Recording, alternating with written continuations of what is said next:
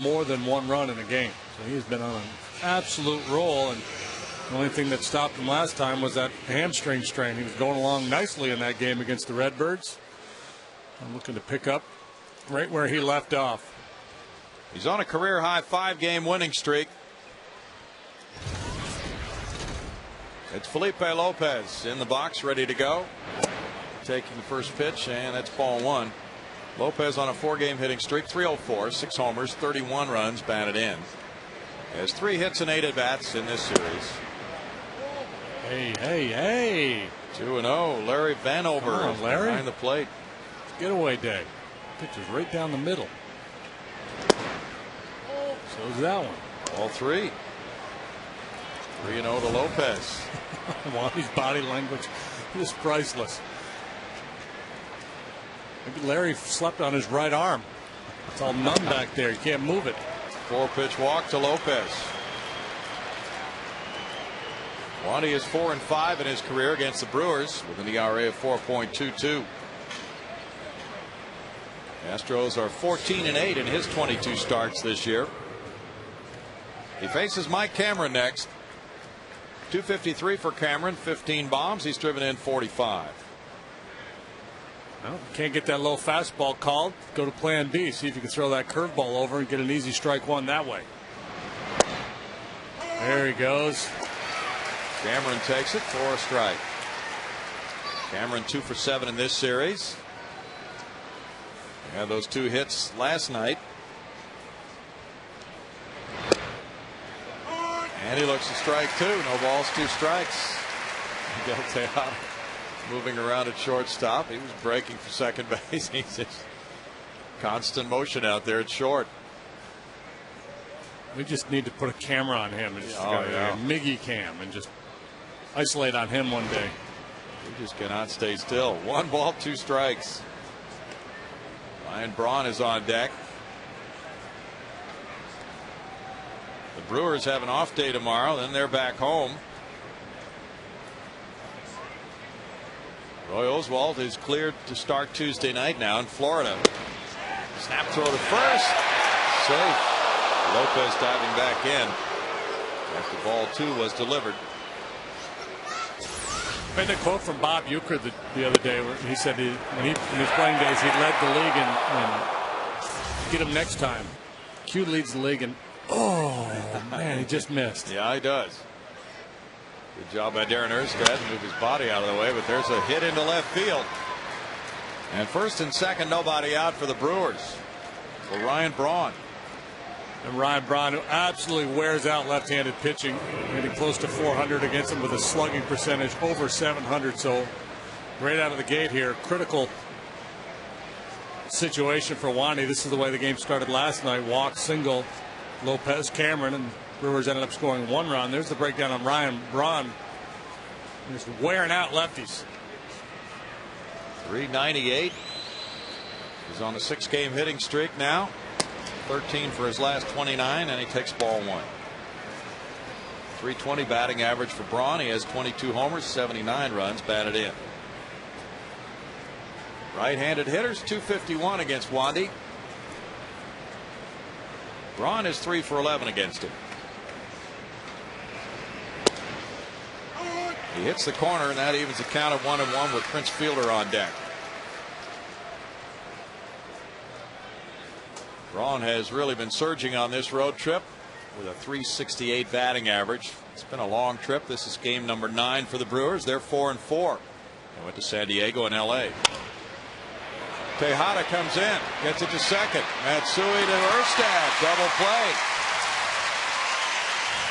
Number 119 for the Astros. Man, that is huge. Double play. You're just hoping to get Braun out. You get a bonus with the double play. Nice job by Matsui. Reaching across his body to catch his feet from Tejada and complete the double play. Mike Cameron, we talked about him last night. A hard ball player, and he will send you flying into left field if given an opportunity and trying to turn that double play. He did go after. Prince Fielder's the batter. Runner at third, 2 outs. There's strike 1 to Fielder. 303 for Fielder. 27 homers, 98 runs batted in for Fielder. Albert Pujols has already reached the century mark in runs batted in. Fielder is the only Brewer to play in every game. A lot of royalty there at the top of the RBI list. Prince and Sir Albert. He fouls it away, and it's an 0-2 count. Fielder with 5 hits and 18 career at bats against Rodriguez. Prince has 3 hits in this series, including a home run. And he shot that one to left field last night, a 2-run shot in the 7th inning. Little roller goes out toward the left side. Jeff Plum with a play to Darren Erstad. And the double play really assists Wandy Rodriguez in putting up a 0. No runs, a hit, a man stranded, no score.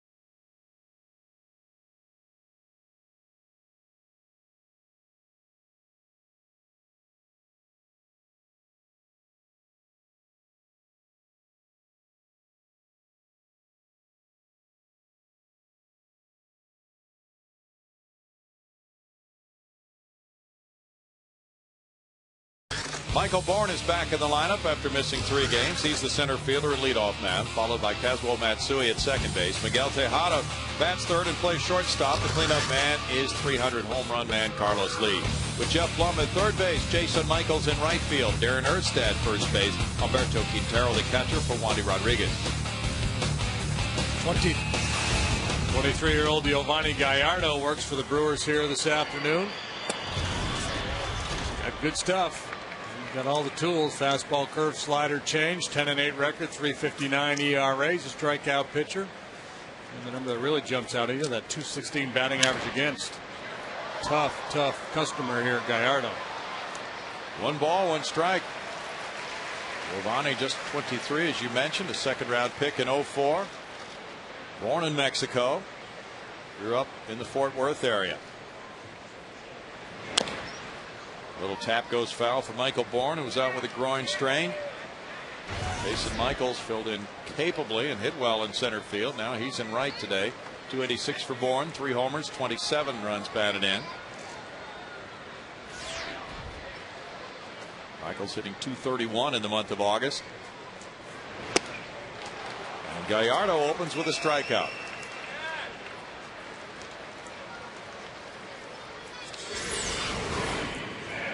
Michael out of the lineup for a couple of days, showing some signs of it there. And after a bad pitch, we'll take a look now at the Brewers defensively. Outfield of Braun, Cameron, and Billy Hall. Infield featuring McGee, Hardy, Lopez, and Fielder. He started every game for the Brewers at first base this year. And the veteran backstop is Jason Kendall. Kazuo Matsui looks at ball 1 with a .252 batting average, 5 homers, 29 runs batted in. 5 hits away from 2,000 combined between Japan and Major League Baseball. It's 2 balls, no strikes. Matsui's hitting .207 in August. He is 2 for 8 in this series.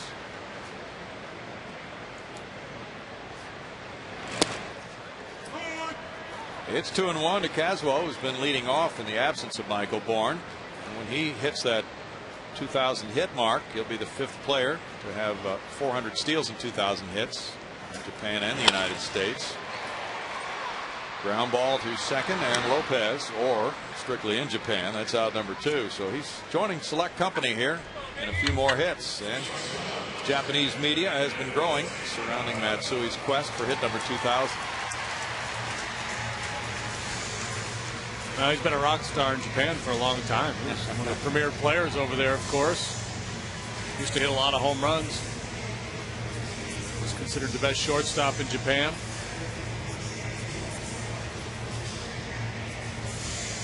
Now Miguel Tejada with a .320 batting average, 10 homers, 64 runs batted in. And he's hitting .342 at home this season. Ball 1 backs him away.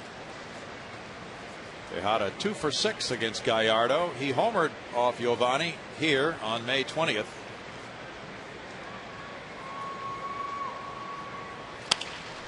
Ground ball goes foul. In that game, Gallardo beat Wandy Rodriguez 6-4. And he is 2-0 against the Astros in those 2 starts this season. But he gave up 6 runs in 5 innings in that game.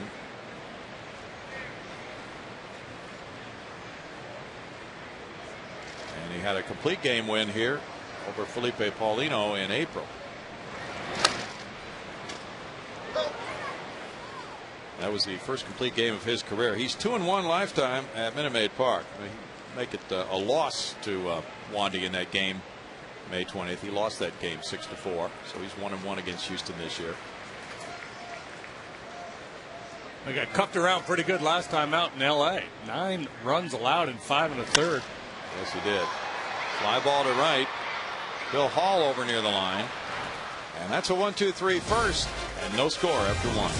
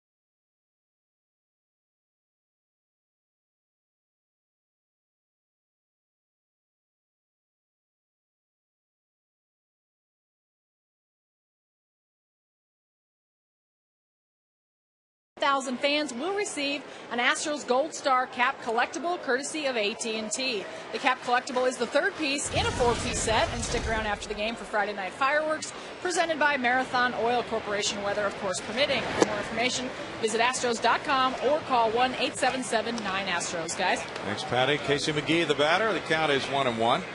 315 his average, 9 homers, 35 runs batted in. Had a couple of hits and an RBI in last night's game. That one goes for center field, and Michael Bourne is there. One out. Wandy Rodriguez. Well, the way these 2 pitchers can get after it, you anticipate a low-run ball game, and we may be looking back at that first inning as being really critical. Wandy obviously frustrated with the strike zone of Larry Vanover, but he did not let it affect him. walk, a single, and then got a huge double play off the bat of Ryan Braun before getting in on the knuckles of Prince Fielder. So just another indication of the development of Wandy Rodriguez, negotiating his way through that first inning. Bill Hall takes ball one near the knees. A 198 average for Bill Hall, includes 5 homers, 22 runs batted in. He is 1 for 4 with an RBI in this series. Platooning in right field with Frank Catalanato in the absence of Corey Hart. 1 ball, 1 strike.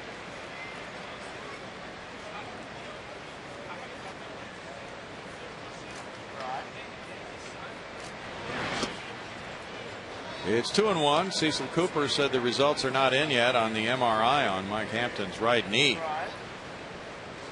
from last night's game. Mike leaving with that injury after 2 innings of work.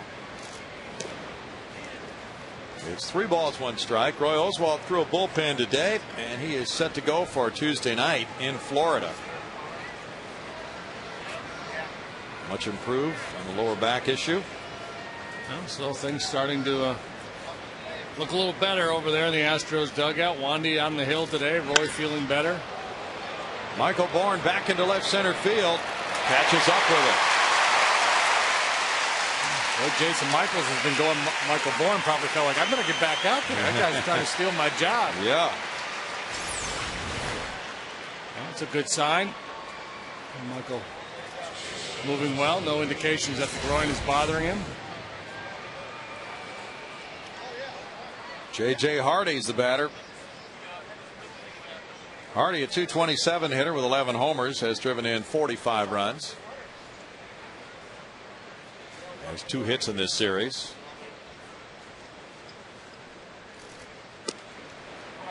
That's strike 1. That corner might have grown a little bit here since the first inning. Yeah. Well, talk about pitchers sometimes taking a while to settle in. Same can be said for umpires. 0-2 to Hardy with Kendall on deck. It's fun to watch the dance with the umpire and the catchers. If the catchers move to set up, and the umpires don't want to be vulnerable to a foul tip, so they'll move to try to stay inside of them. That time it was impossible because Q slid so far over. You see Vanover curling in behind him. And remember Alan Ashby, I can't remember who the umpire was, but I think there's more than one, would hold you. You try to slide outside, and the umpire would put his arm on your shoulder and push you back.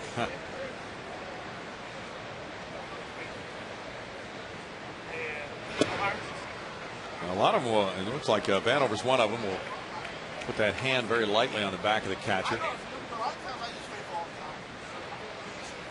Doesn't want to restrict the movement of the catcher. Swing and a miss. The pitch gets away, and J.J. Hardy sprints to first base. Throw from Quintero to Erstad. Safe. Hardy beats it out on a strikeout and wild pitch.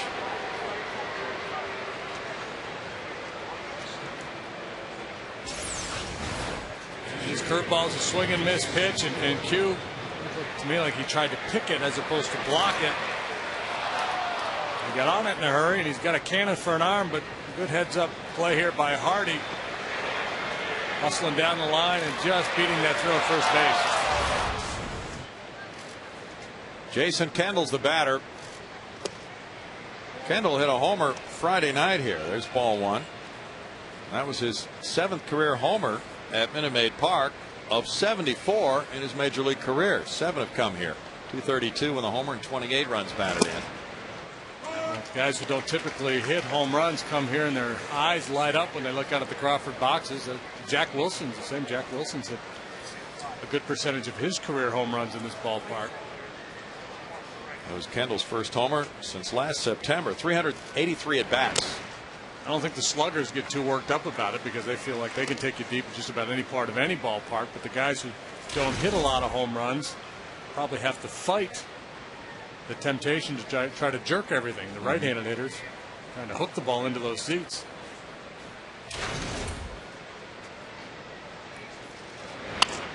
Grounded foul. Still 1-2 with the pitcher Giovanni Gallardo on deck here on a Sunday afternoon, and it rained pretty hard before this game.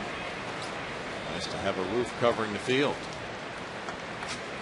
Nice to have some rain. Yes. We'll probably be getting some in Florida. hit by the pitch. Kendall takes his base. Now Gallardo comes up with 2 on and 2 out. Kendall's pretty good at that. So if you can be good at it, and I guess you can. Business really good at it. Kendall's, I believe, the active leader being hit by pitch. That's number 9 this year, and that gives him 240 for his career. You have a chance of running down Craig? How many big He's had playing till he's about 48, maybe. Does Bish have 250 something? We're going to check on that. Ball 1 to Gallardo. Gallardo's hit 2 homers this year. The first one came off the big unit. Yeah, that's the thing. You know, the way this inning is played out, doubly bad in that Gallardo's a lot better than the average hitting pitcher. He leads all active in that category. But even if you get Gallardo, now the lineup turns over for the Brewers, and they've got the top coming up in the 3rd. It's 2-0. 3-0 now. Could you imagine saying, you know, I want to keep playing. I want to go after the all-time hit by pitch record. That's what's motivating me to keep playing. No. And now Gallardo has walked to load the bases. 285 for Craig. Yeah. And then Huey Jennings was hit by 287 pitches. I thought Craig was considered the all-time leader. Well, Huey Jennings was turn of the century guy. Yeah. He had played Back in the days when he was 1890s and early 1900s. Yeah, he just won baseball all day, and it was soft by the end of the game. Yeah, we don't count that. He didn't take enough hits and endure enough pain. While Dewey goes out there to chat with Wandy to try to straighten out this mess, we'll tell you that the 2009 Big 12 football season is right around the corner. We've got you covered with a preview of all the action from the Big 12 South. Don't miss our focus on the Baylor Bears as quarterback Michael Griffin and company aim for a run at the Big 12 South title. Baylor Bears football preview Tuesday 10 p.m. only on Fox Sports Houston. Now bases loaded, 2 outs. Felipe Lopez the batter. He walked on 4 pitches to open the game. Gets a curveball here, and it's strike 1.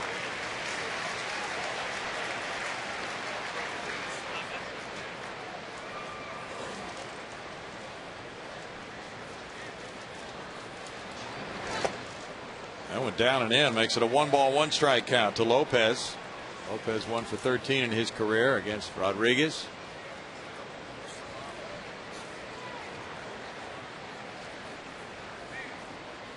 Wandy got a nice big screen TV for being National League Pitcher of the Month for July. How about that? 1-2. Hopefully he got one that speaks Spanish.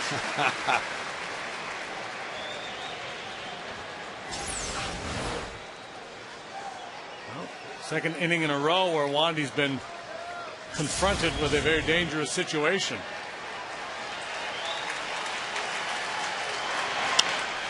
There's a drive, and it's stopped by Blum. Excellent play on a hard hit ball to his right to snuff out a rally. With no runs, no hits, and 3 men left. Blum with superb glove work on a quick move to his right. Keeps the game scoreless.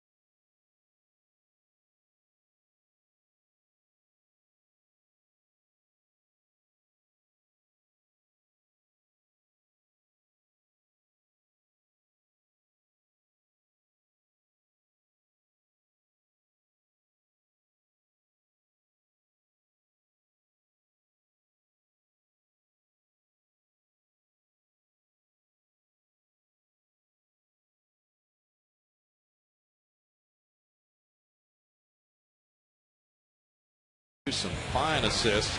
Here's a double play. Matsui using the bag to shield Cameron getting to him. Michael Bourne with a catch in center field. And Jeff Blum. Very good effort to his right with the bases loaded to get Felipe Lopez. All that in the first inning and a half. Can get by with a little help from my friends. Now Gallardo didn't need such heroics behind him. He had a 1-2-3 first inning. Now Carlos Lee faces him.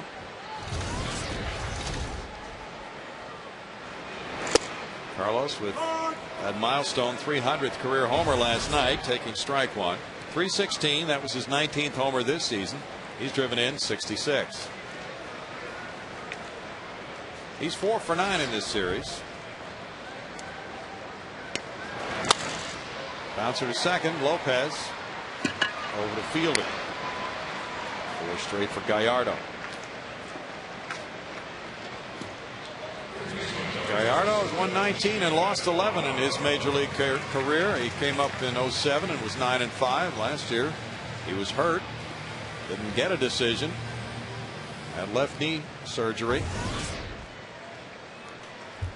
and now he's shooting for win number 11. Like Wandy Rodriguez, trying to become an 11-game winner for the first time in a major league season, facing Jeff Blum. In tight for ball one to Blummer. 269, 6 homers, 35 runs batted in for Jeff. He's 4 for 10 on this homestand, going 2 for 4 in this series. Fastball is good for strike one. Well, Troy Hawkins is going to have a simulated game in Florida tomorrow and may return from the DL as early as Wednesday. Into right field. First Astro base runner, Jeff Blum. 1-out single in the second. Well, he sniffed out that off-speed pitch. They throw him a fastball in on the previous offering. Came back with something soft, and Jeff was sitting on it. It's that front leg down with the hands back. And a good solid swing. Jason Michaels getting the start today in right field for Hunter Pence. Begins the day at 222. He has 3 homers, 13 runs batted in. He's been on a surge at the plate. Had a fine play in right center last night as well. There's ball one to Michaels, who had his second career 2-home run game Friday night. He is 4 for 7 in this series. 2 homers, 4 runs batted in. So the hot hand stays in the lineup after playing center field for 3 straight.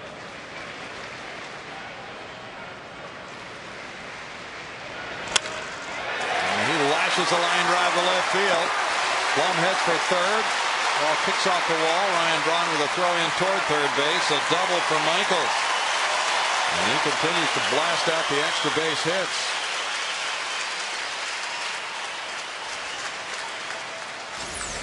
Well, Jason Michaels, the way he's swinging the bat, it's going to be difficult to get him out of the lineup. Especially at such a crucial time in the season. The Astros now, if they're going to make a final push, it's going to have to start pretty soon, you would think. We'll let you know in October. Always easier to know, you know, in the rearview mirror. Let's talk about, well, this could be a crucial game. Well, could be, or you could end up finishing 13 games out of first place. Who knows? But you get the sense that the days are growing short. And if they've got one final surge in them, it's going to have to start pretty soon here. Darren Erstad, corner infielder's in tight. He takes ball one. 189 for Darren. As you see the deployment there of Milwaukee with a shortstop and second baseman playing deeper. Gallardo trying to get Erstad, who has 1 homer and 6 runs batted in. Quintero on deck. It's 1-1. Erstad 1 for 3 with an RBI in this series. Runner on third, less than 2 outs. The major league average for that run scoring is just above 50% of the time.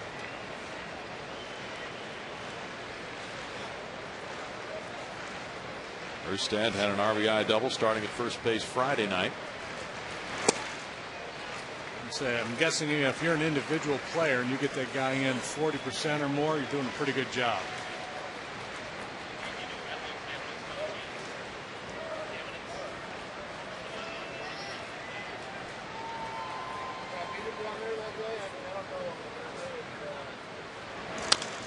Little roller goes foul outside the first base line. And that's just a guess on my part. I'm sure there's numbers out there indicating what the average player does in these situations. I'm thinking the Major League batting average is what, 250 something? So you get him in with a hit, or you can get him in with a ground out in a situation like this where the infield's back, sack, fly. So that's kind of where I'm coming up with that 40% number. Okay.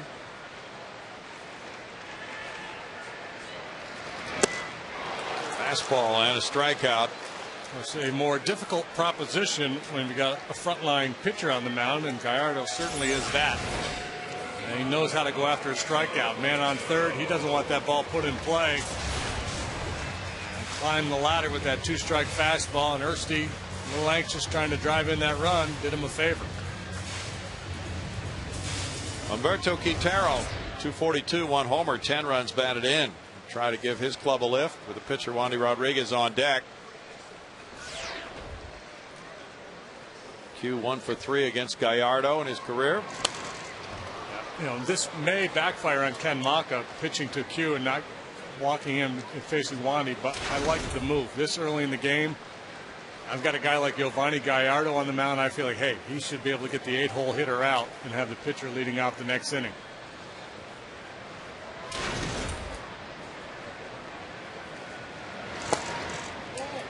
It's 1-1.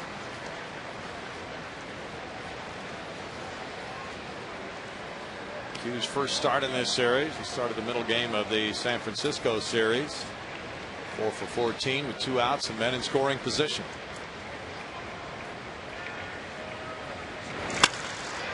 The shortstop, Hardy, to fielder.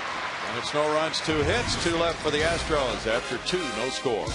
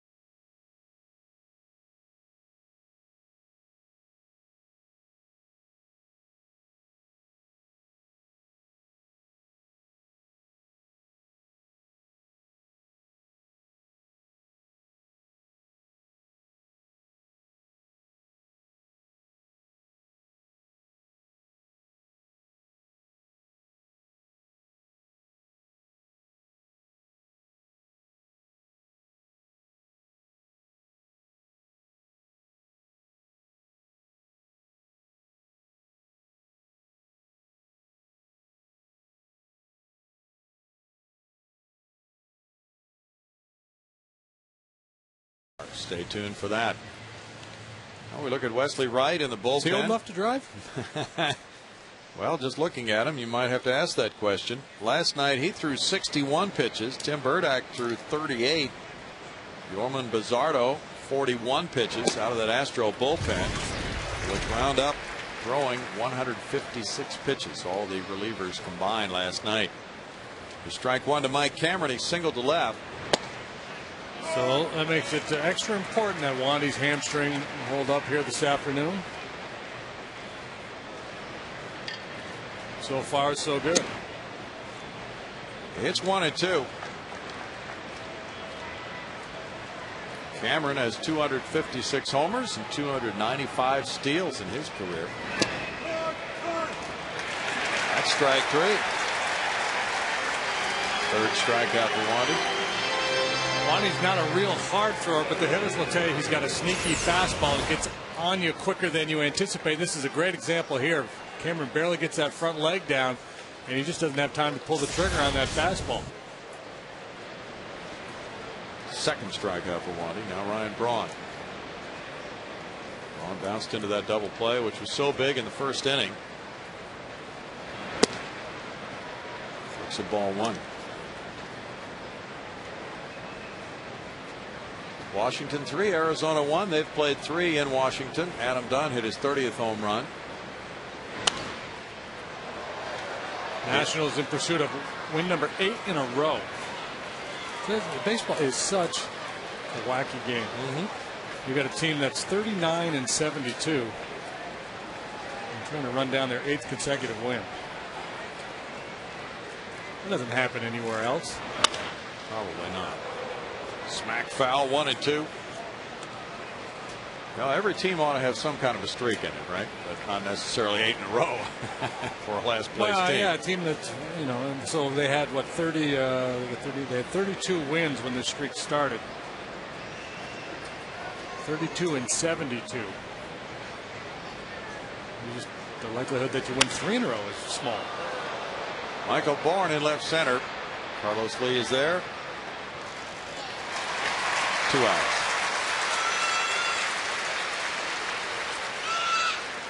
Well, after all those comparisons with the 62 Mets, Washington could be on the way to its 40th win. That's the number the Mets won all season in 62.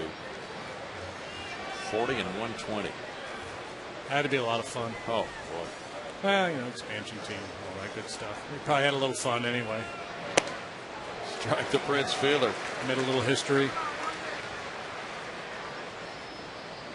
Fielder grounded out to third in the first inning thanks to Jeff Blum's good play. He's had a couple nice plays in this game. Crack bat, fly ball. Tejada out, Bourne in, and Bourne makes running drop. And it gets away, and Carlos Lee will have to pick it up in left center field.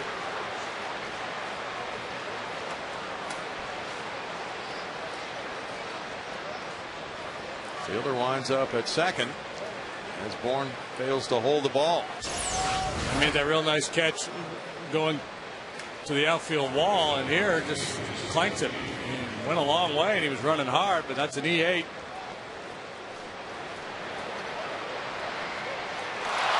Well, that's what we thought, but it's being ruled a double. Nah, it's not. That'll change. Yeah. If you mark the 8 on your scorebook at home, I suggest you don't change that. All right, because I'm not changing mine. It's just been posted as a double, so we'll wait. See if some of the fans are booing. That's not a double. The umpire's calling timeout. He wants to argue it. He's like, hey, can you believe this? They ruled out a double.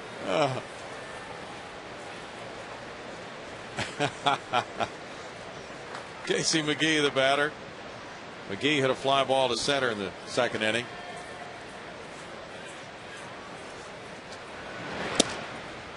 He looks at ball one. If you would ask Prince Fielder, did you think that should have been a double? He'd probably say, well, not really the way I hit it. Michael Bourne wouldn't think it would be a double.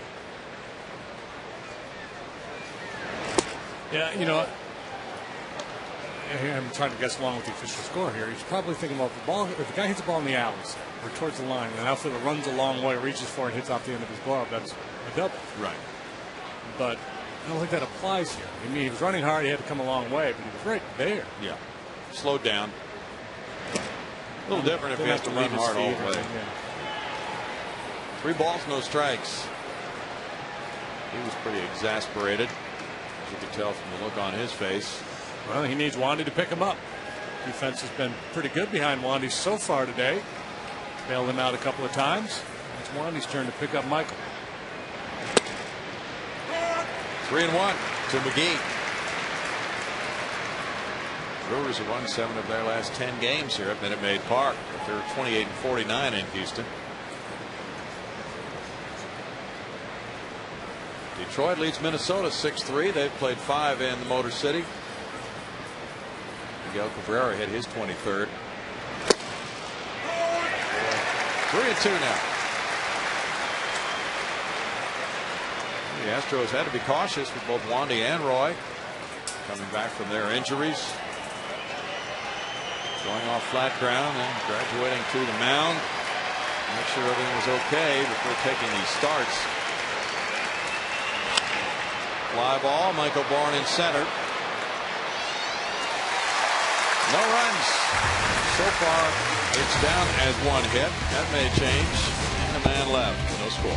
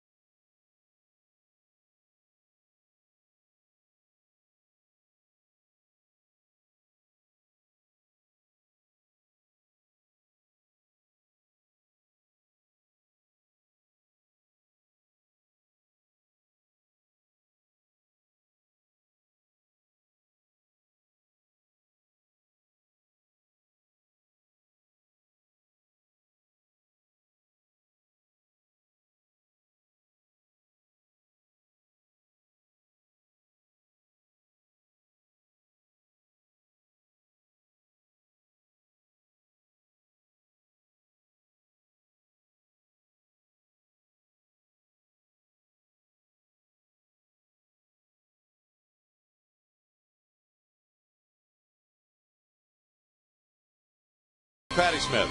All right, thanks, guys. I'm out in Hunter's Lodge with some very special fans. In fact, 4 generations of Houston Astros fans. Cheryl, Angie, Wilma, Mackenzie, and Little Wes. And Wilma, you've been a fan for over 20 years. You drove in for Austin this weekend to catch a game. How much fun are you having out here watching your Astros? I'm having a great time. Family and friends, there's nothing better.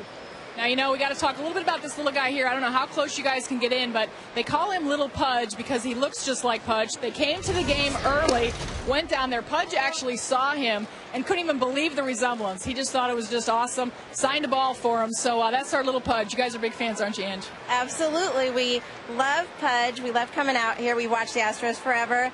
We love that Pudge is part of the team now. Hey, Little Pudge. Say hi. All right, 4 generations out here, guys. Pretty cool. Little Pudge is into it. Yeah. Good-looking family. Mini me. Wandy Rodriguez has a 1-2 pitch coming from Gallardo. And it's strike 3. Third strikeout for Gallardo.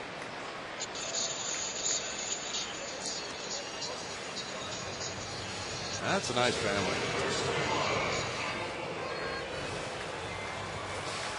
Michael Bourne struck out in the first inning, easing his way back into this game now after a strikeout and the error.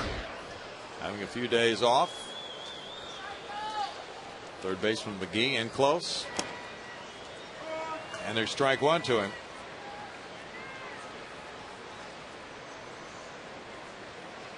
Hopefully Lance Berkman can return to the lineup during the Florida series. No balls, 2 strikes. Curveball, a real big weapon for Gallardo against both right and left-handed hitters. That time he threw it to the back door. This was a good changeup. There's that high heater.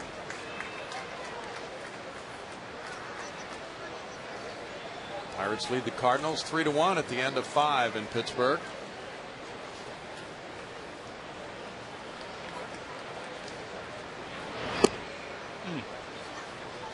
Two and 2.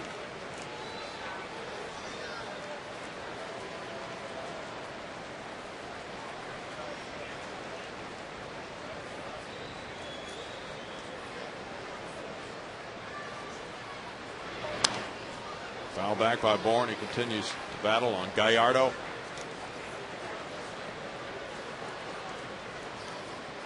Jeff Supon's on the disabled list right now, as is Dave Bush. Bush apparently not quite as close to returning to the Milwaukee rotation as some had thought.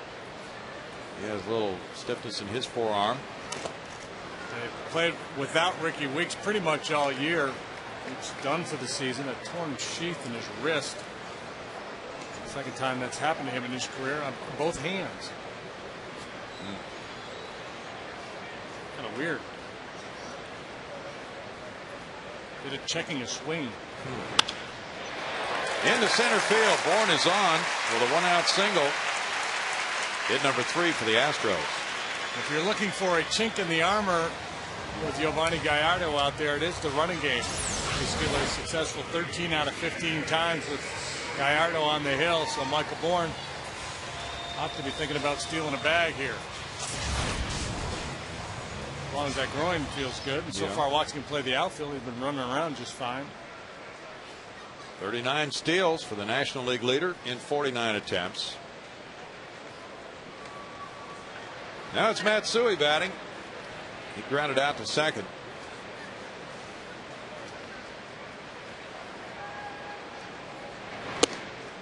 Matsui looks at ball 1. Steve Pearson hit a 2-run homer off Joel Pinheiro in that Pirate Cardinal game. Pearson's second home run of the year. Zach Duke is going for the Pirates. Cardinals 10 games over 500. They lead the Cubs by 1. So who has the edge when Zach Duke faces Prince Fielder? Who's higher in the pecking order there, though? A Duke and a Prince? Yeah. Couldn't tell you. Who's more royal?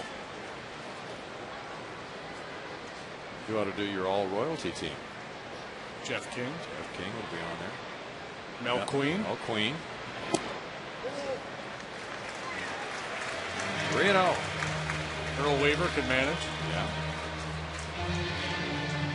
Count Montefusco.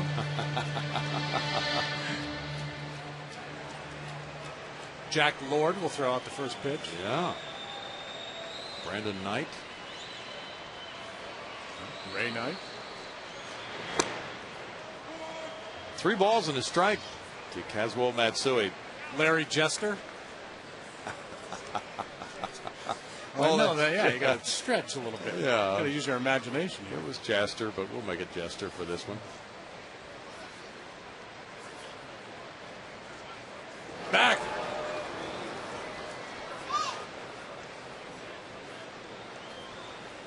Uncle better be careful not to trip over his pants if he decides to try to steal second base. That's the style. He's going, and it's fouled. 3-2 now. Tejada's on deck.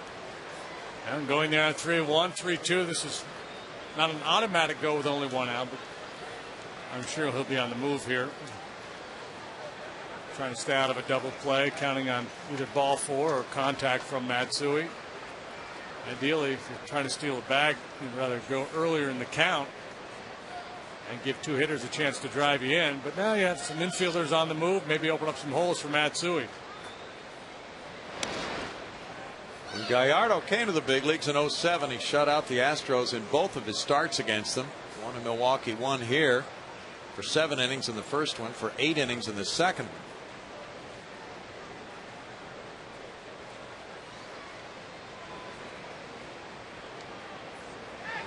They're going, and it's full foul. So 3-2 to Matsui. Too bad. That would have been a run scoring double for sure.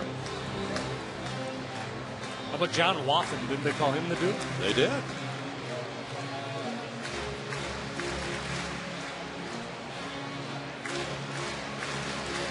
Kansas City Royals would be your team. Duke Snyder. Yeah. Might be our captain.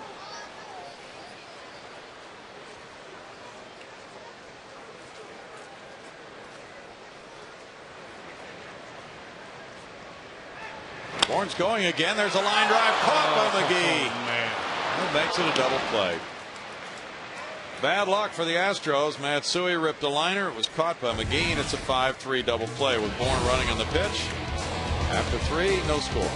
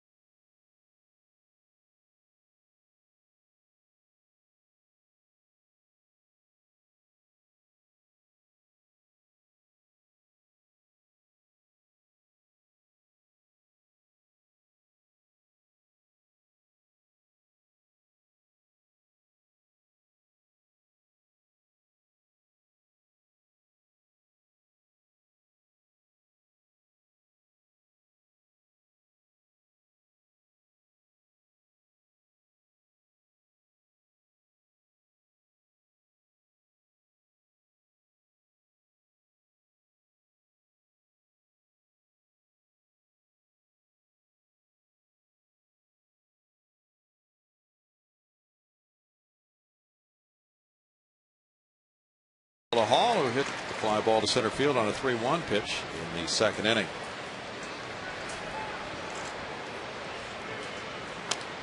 He fouls it back, and it's 0-2, and that scoring decision has not been changed right now. It's still 2 hits for the Brewers, no errors in the game.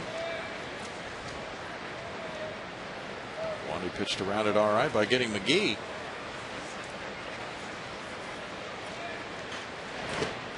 Bounces that ball, and it's a 1-ball, 2-strike count. Wandy's pitched around a lot of things this year. A very, very good year underway with the 5th best ERA in the National League. And that one little stretch, span of 4 or 5 starts there where he scuffled a little bit, but for the most part has been remarkably consistent.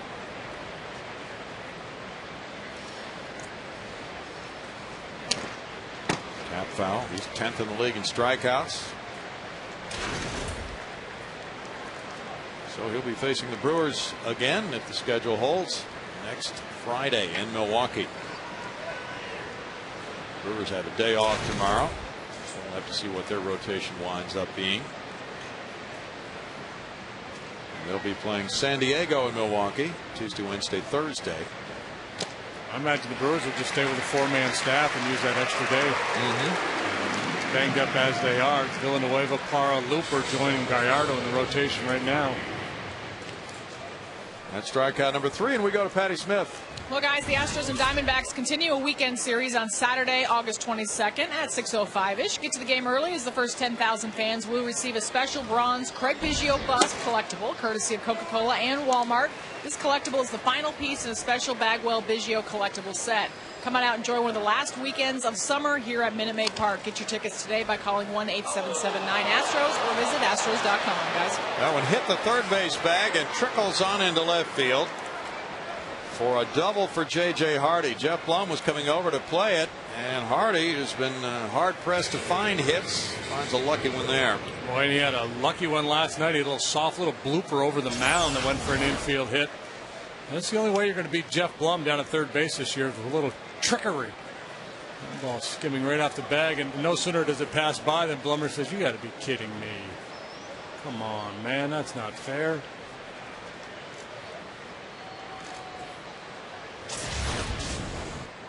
Hit number 3 for the Brewers, and there's ball 1. J.J. Hardy's mom or dad was a professional tennis player. So yeah. This is his mom. Well, there was one, somebody played tennis, somebody played golf. His dad was a tennis player, his mother a golfer. So it's a backhander right down the line. 1-1. Hardy at second base for Kendall now. Kendall was hit by a pitch on a 1-2 count in the second inning.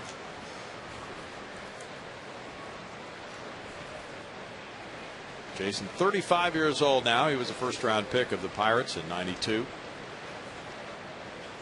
He's been with Oakland and the Cubs before signing with Milwaukee. He has a pronounced bat waggle as he settles into his hitting position.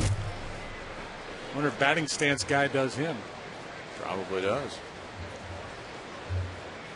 Wandy and Quintero talk it over. Kendall became the 8th full-time catcher to reach 2,000 hits earlier this season. Tony Fudge Rodriguez, Ted Simmons, Carlton Fisk, Yogi Berra, Mike Piazza, Gary Carter, and Johnny Bench. 1-2. Jason set a club record for starts by a catcher, 149 last year. Father Fred caught for 12 years in the majors.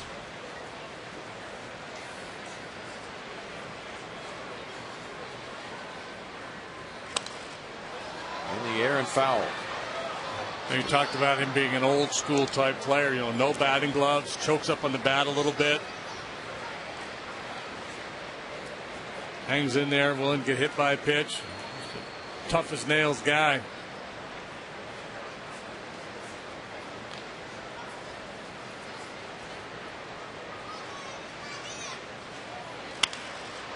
One hopper, Tejada. 2 down. Aflac trivia time. J.J. Hardy on second, 2 outs, and a scoreless game in the 4th inning. Here's the question. Name the oldest National League 20-game winner in history. I was going to guess Warren Spahn. Let's see now. If we go way back, might be somebody older. Anytime you're dealing with one of those older pitcher questions, Warren Spahn's always a good guess. Yeah.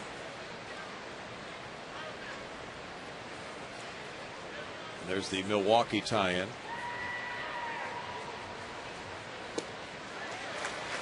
No balls, 2 strikes.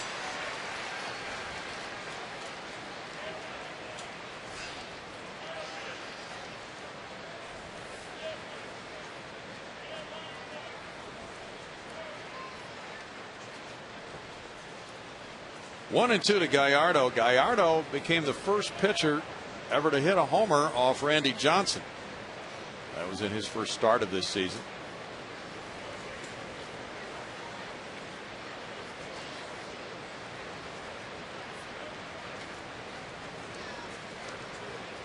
They won that game 4-2 at San Francisco. 2 balls and 2 strikes to Giovanni.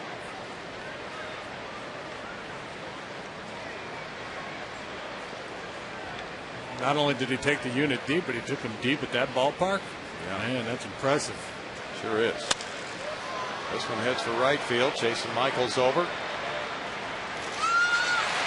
the 4th. No runs, 1 hit. 1 man left. No score.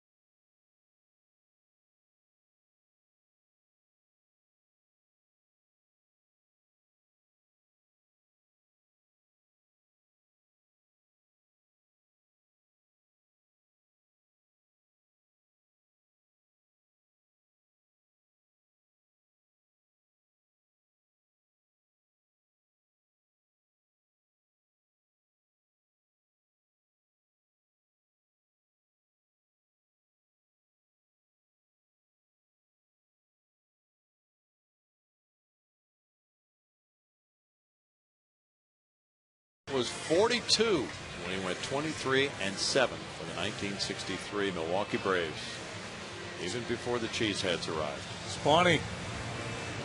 We see a few Cheeseheads in the crowd here. Have cheese will travel. 42 years old, winning 20 ball games. He was cagey. With a high leg kick. And he later became a pitching coach. Miguel Tejada hit a fly ball to right in the 1st inning. 3 hits for each club so far as Gallardo works to Tejada, Lee, and Blum here in the Astros 4th. Tejada in the air to right field. Phil Hall over toward the line. 1 pitch, 1 out here for Gallardo. Warren Spahn finished his career with 363 wins, 6th best all time. Cy Young, Walter Johnson, Pete Alexander, Christy Mathewson, Pud Galvin, and then Warren Spahn. Makes him the top lefty winner. Carlos Lee rolled out to second in the 2nd inning. Gallardo hit a homer and pitched a shutout when he beat the Pirates 1-0 back on the 29th of April. Carlos showing bunt. There's ball 1. That's rather Spawn-like. It is. He was a good hitter. Gave up 2 hits in 8 innings.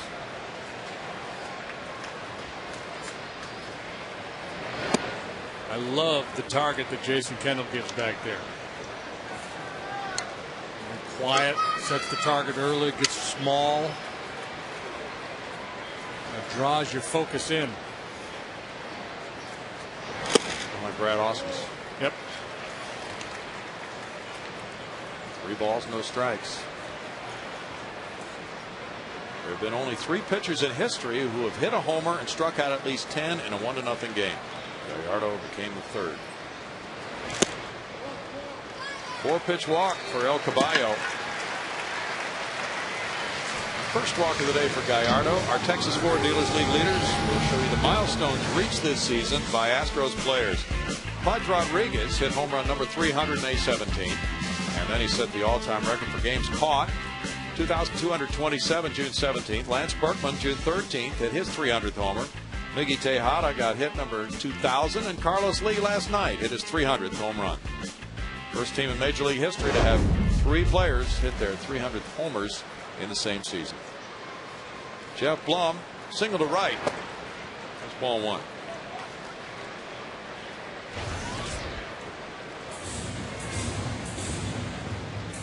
Jeff's a .291 career hitter against the Brewers. Florida is leading at Philadelphia 3-1 in the bottom of the 5th inning. Josh Johnson pitching. He's not from Wisconsin by any chance, is he? Don't think so.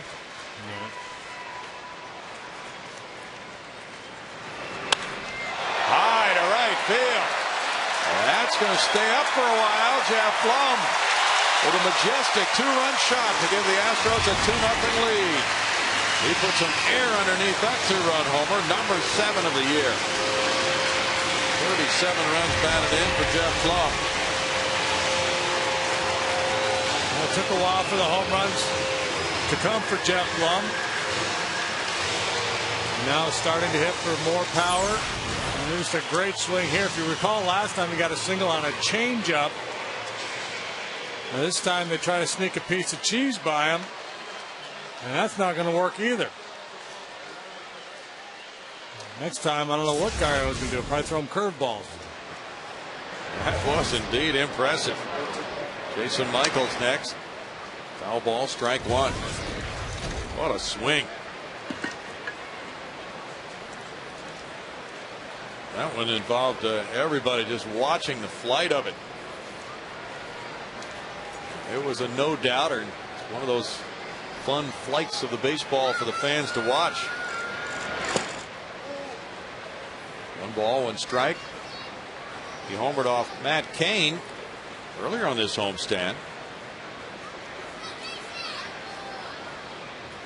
That's his 6th home run since July 1st.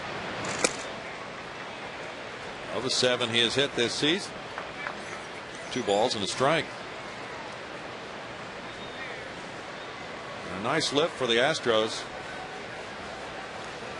Tony Rodriguez has had to pitch around some problems here in the first few innings.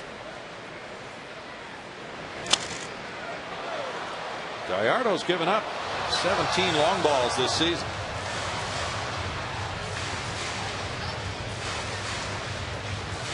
Jeff hit 14 home runs for the Astros last year.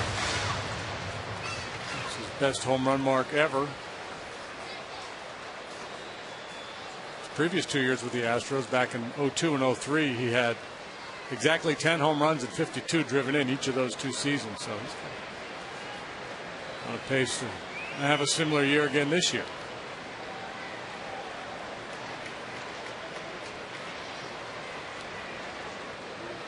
That's a pretty good time there, sitting on the bench after a blast like that. I wouldn't know. And since Little League, since I did it. Michaels takes a walk. 2nd walk of the inning. That's not true. I had a few in high school, I guess. Opposite field. I had one to center. Ooh. Yeah, I don't know what got into me that day. He had the quick bat going. Darren Erstad struck out in the second inning. Chased a high fastball. Gallardo has given up 4 hits so far, 2 runs in 3 1/3 innings. You may have noticed that 0 earned runs, that's some kind of flaw in our computer system. They're earned, but they just don't show up until the inning's over for some reason as earned runs.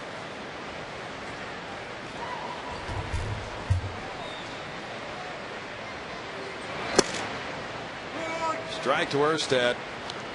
The Astros' depth certainly being called into question on this homestand with Michaels and Erstad getting a chance to play quite a bit. That's what a 162 game schedule will do to a team. It's 1-1.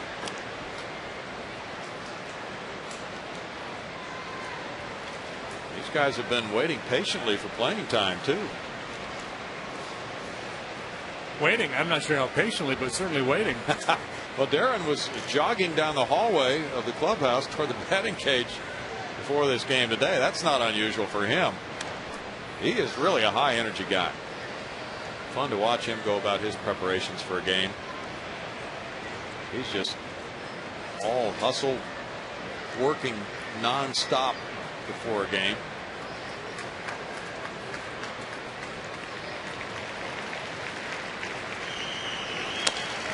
Bouncer to first goes foul. 1-2. Nice fielder. Found a young fan and tossed it up into the seats. I would say that Michaels and Erstad have been waiting professionally for much of this year. Now, I don't think they were happy with the fact that they weren't getting much playing time, but they didn't say much about it. Came to the ballpark, got ready, and battled to try to do their best. And now that they're getting an opportunity, it's really paying out. Darren earlier, now Jason. Broken bat, it's foul. So 1-2. Apparently, broken bats are down this year compared to last year. Doesn't seem like it, but that's the report. Yeah, especially in the last few days, seems like there's been a lot of them.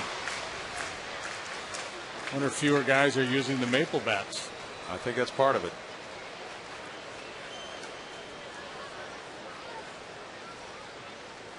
I think the specifications changed a little bit too for the manufacturers. Runner takes off. Michaels to second. The throw is high and not caught. Good base running by Michaels to get to second base. That ball didn't get that far away from Jason Kendall.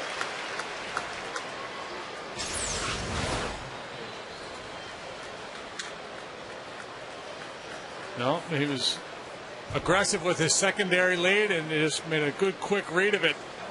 Jason blocks it, jumps on it in a hurry, but the throw sails on him. On the wild pitch, he's now at second base with 1 out.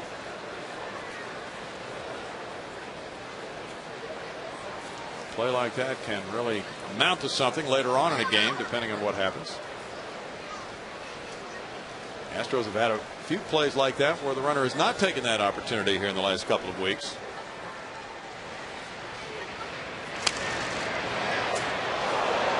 Still 2-2 to Erstad. And I think the one thing you have to do as a base runner is kind of go through inventory out there prior to the pitch. How many outs are there? How good of a throwing arm does the catcher have? How aggressive do I want to be? You don't have a chance once the ball's in the dirt to think about all that stuff. So you can kind of set your mindset. I'm looking to be aggressive here. Ball in the dirt, I'm going to go for it. Depending on the score of the game, situation, outs, things of that nature. He hit that twice. He fouled it and it bounced up, and he hit it as he followed through. He's been working on that. I saw him down in the cage earlier. He calls it his TC Chen approach. TC Chen. Well, there was an article in Sports Illustrated a couple of weeks ago you might have read about base running. And Colorado Rockies have tried to create that culture. When the batter runner gets to first base, the coach says, "Dirt ball, dirt ball." Mm-hmm. And when I played for the Twins, Tom Kelly was constantly, heads up, ball in the dirt. You're ready for the ball in the dirt. Strikeout number 4 for Gallardo. Roberto Quintero grounded out to shortstop with runners at second and third to end the second inning. Now he gets another opportunity with a man in scoring position. Well, there seems to be a little bit of shift. We'll have to wait and see in baseball away from power. Maybe because of the steroids issue, players backing off. Maybe there's not as much power in the game, so more of a premium on athleticism and base running. So it becomes very important to be able to take advantage of a ball in the dirt, go to first to third on base hits to the outfield. That's where team speed really comes into play. And the team that everybody focuses on is the Anaheim Angels of Los Angeles and the greater Southern California area. Wandy will come up. This time it's the intentional walk, unlike in the second inning. And Quintero batted for 2 outs and 2 men in scoring position and grounded out. Our Jack in the Box standing shows you the Astros minor league report as we do every Sunday. Jason Castro is now hitting .320 for Corpus Christi with 21 runs batted in. He was promoted during the season from Lancaster. Andrew Locke there has already reached 100 runs batted in. He's broken Hunter Pence's club record for the Hooks. He's hitting .328 with 18 homers. Mark Sacamano .276 with 12 homers for Round Rock. Now Wandy Rodriguez, who struck out looking in the third. 1 RBI this season. And I think Ken Maka's thinking in this situation is, well, Gallardo's already given up 2 runs in this inning. So you're down 2 runs. You're in the 4th inning as opposed to the 2nd inning. Fewer outs to play with. Certainly understandable. And again, it would be understandable if he pitched to Q in this situation too. It can go either way. Just checking the minor league numbers, JD, on a Sunday. Colby Clemens is having quite a year for Lancaster. .341, 14 homers, 96 runs batted in. I mean, that's a great hitter's park, but those are tremendous numbers. 323 at bats. Bouncer over the mound. Hardy behind second. Throws to first and not in time. And here's a throw to the plate and the tag on Michaels. And Kendall gets him out. Though Michaels hustling all the way is thrown out from fielder to Kendall. On an infield hit by Rodriguez. Hardy to first. Safe call there. And fielder alertly relays it home and gets the out. 2-0 Houston.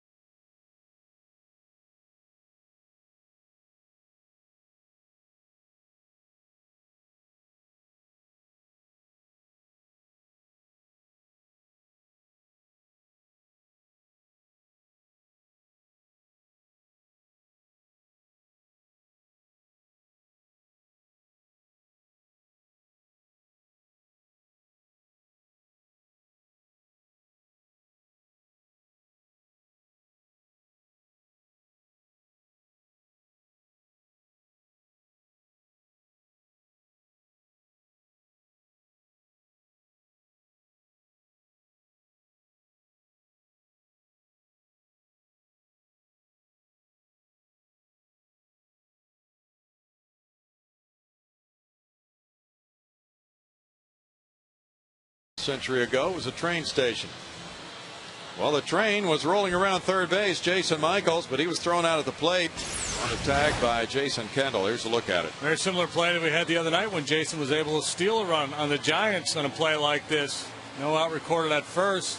Fielder makes a good strong throw. I'm just surprised that Jason didn't slide there. Coming down the third baseline with a throw coming from first, you probably should be able to see that throw coming. And Kendall did his best to deke him, and I'm not sure if he was getting any help from Michael Bourne, who was on deck, telling him to get down. But even without that, I'm guessing as you're coming down that third baseline, you ought to be able to see the throw coming from first. Yeah, strong throw by Fielder. And Kendall applied the tag. Well, the Astros got 2 runs. Wandy got an infield hit, but now it takes a 2-0 lead to the 5th inning. And it's Lopez leading off. Lopez is 0 for 1 with a walk. Blum making a good play on him in the 2nd inning with the bases loaded. Shortening up and taking ball 1.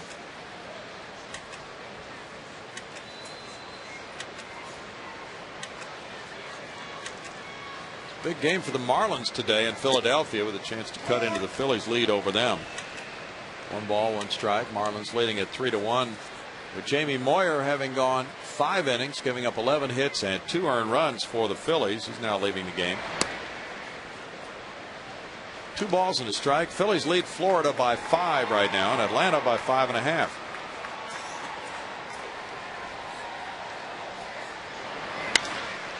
It's fly ball, hits for right center. A long run for Michael Bourne. He's calling and cruising back to the couch.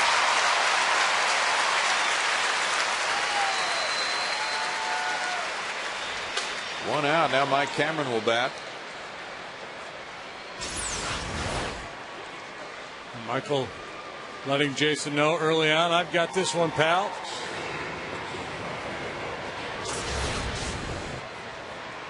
Cameron singled to left in the 1st inning, struck out looking in the 3rd. Mike Cameron coming into this ball game hitting just 195 against left-handed pitching.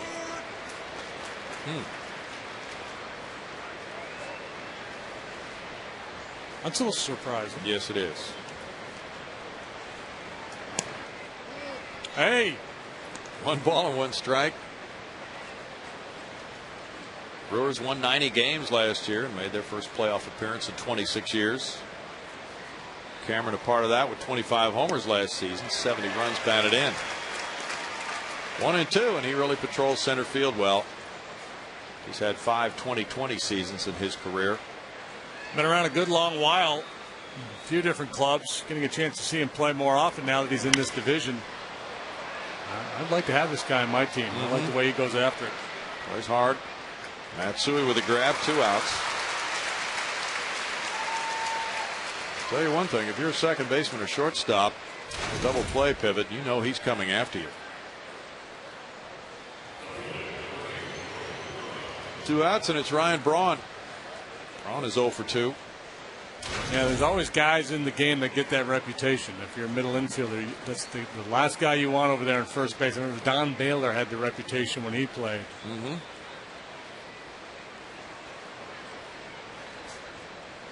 Or a catcher for that matter, as we saw with Quintero earlier this season. Strike to Braun. How about Dave Parker? Oh, yeah. Yeah, the Cobra coming down the line on a sac fly. He played hard. Played big and fast, too. Bouncer over the mound. Sneaks on through into center field for a 2-out single for Braun, extending his hitting streak to 7 games.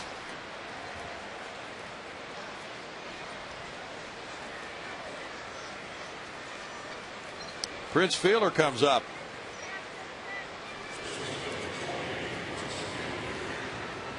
Fielder is 1 for 2. They're still calling that a double in the 3rd inning. No change has been made by the official score, with Matsui very deep at second. This one hit to center for Michael Bourne for the 3rd out. No runs a hit and a man stranded. It's 2-0 Astros in the 5th.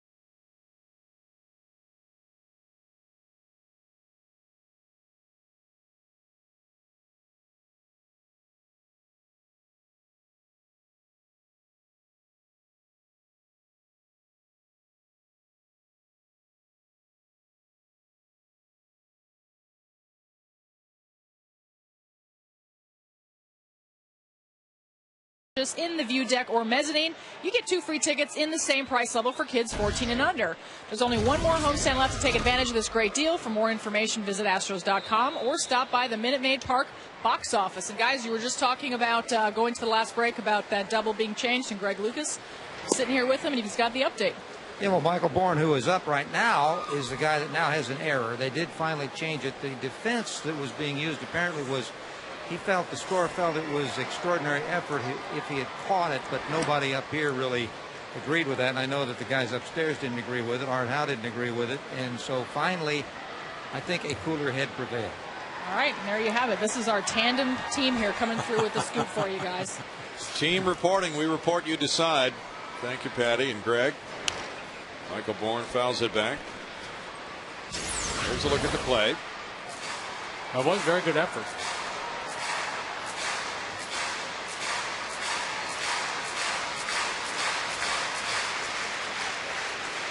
That's an E8. His reaction tells you. 2-2 to Michael, but then he singled in the 3rd inning. Now the Astros have 5 hits. Not that we're trying to pin an error on Michael. No. But 3 balls, 2 strikes. It just wasn't a double. by golly, we demand justice and fairness. We will not stand by the side of the road and watch Prince Fielder get a double he did not deserve. Bounce to second base. 1 out. Just think of the number of calls, though, affecting any given hitter. A guy's got 550 at bats or so in a season. See, I like Greg Lucas's philosophy. What's that? Well, on a questionable one that's really hard to decide hit or error. He thinks the hitter should be rewarded if he really squared up the ball, if he hit it really hard. Mm-hmm. But if he didn't, then give it an error. Okay. So, and that would be a good example there. That kind of little blooper. Mm-hmm. Matsui's 0 for 2. There's strike 1 on the curve to him.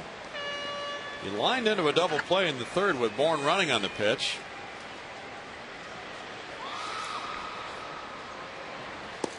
And that's kind of the criteria the official scorer uses, right? Given ordinary effort, should a major league player make this play? Yeah. And you run into some questionable things like, well, Michael Bourne is speedier than the ordinary center fielder. So should that count against him? Mm-hmm. Yeah, you can play your way into an error. You see it all the time with infielders. The shortstop makes a great play in the hole. If he opts not to make the throw, it's a base hit. If he felt like he couldn't get it, but if he comes up, makes a throw, and in his haste is errant with the throw, he's 6. Yeah, hang with him. Ground ball to second. Lopez over the fielder. Steve Garvey was criticized all the time as a first baseman. He was a very good gloveman, but he didn't throw the ball very well, and he would never throw to the bases. And the players felt like he was doing it to protect his fielding percentage. Didn't want to make errors, didn't want to embarrass himself. Right. Maybe he just knew his limitations as a player. Well, perhaps. Miguel Tejada's 0 for 2, but most players would tell you, throw out that fielding percentage. We know who's doing the job out there, and usually the guys with the most range make the most errors. They get 2 more balls, so that stands to reason. And if they're trying to make plays and make a few more errors, so be it. We like the fact that they try to make plays. It's ball 1 to Tejada. Yeah, as a pitcher, you certainly appreciate when a guy, puts himself at risk trying to make a play for you.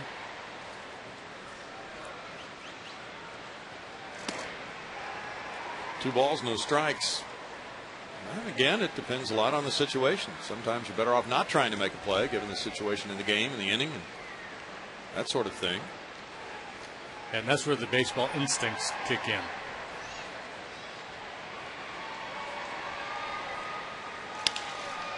Bounced and caught by McGee on 1 bounce. For out number 3. Gallardo keeps it close, 2-0 Astros after 5.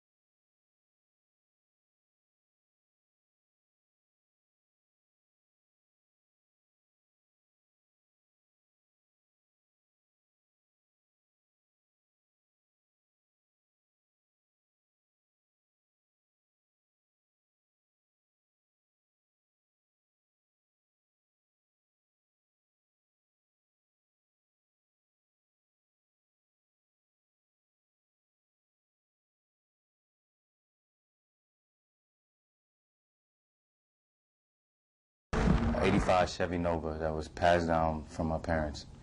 So it was baby blue. Baby blue Chevy Nova. Sweet. Casey Super McGee. sport. Whoa! That bat just took off, whirly birding into the stands behind the Milwaukee dugout as he swung and missed for strike one. Throw that bat head. Everybody's okay.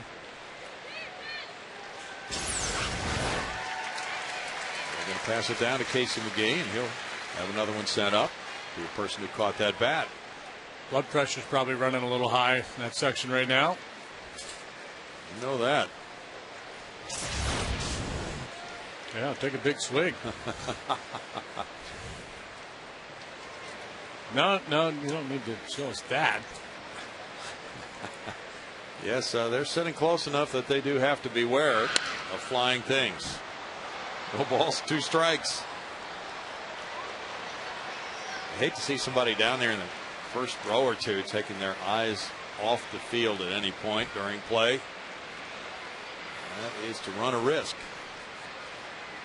Yeah, you see it all the time too. People talking, turning around, chatting. I think people forget that they're at a ball game. Think they're at a theater, maybe. 1-2. Wandy's thrown 89 pitches. 55 have been strikes.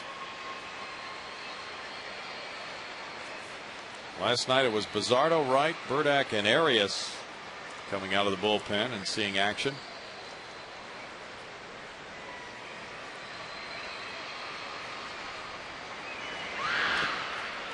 It's 2-2. You haven't heard yet about the MRI on Mike Hampton's right knee, but if the Astros do disable him, and that would certainly be anticipated, they could merely wait until LaTroy Hawkins comes off the DL later this week and activate him in Hampton's place. Jason Michaels comes in right. 1 out. So you're hearing that it's a highly probable situation with Hampy going on the DL? Not necessarily, but I figure anytime a guy leaves a game, and Coop did say he wanted to stay in last night. Mike did not want to come out. We'll just have to wait and see what the report is. Bill Hall's 0 for 2. And Yorman Bizzardo could be taking that start on Thursday, of course, if Mike Hampton cannot take it in Florida. Strike one. And Coop told the media after the game last night and again today he felt bad for Bizzardo because he really preferred not to use him. He was only an emergency reliever last night, but with the situation being what it was, he had to go to Bizzardo in the 3rd inning after he had started Wednesday night for Round Rock just to get through that game.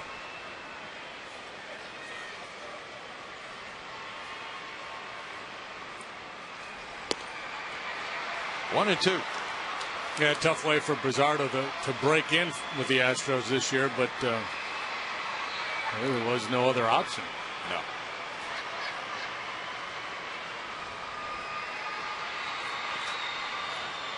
Two balls, 2 strikes. If Wanda gets through the 6th here, then Coop should be in pretty decent shape. There's Bizzardo in the bullpen today.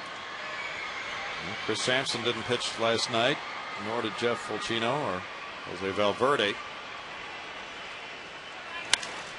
Ground ball hit through the left side. Hall's on with a 1-out single.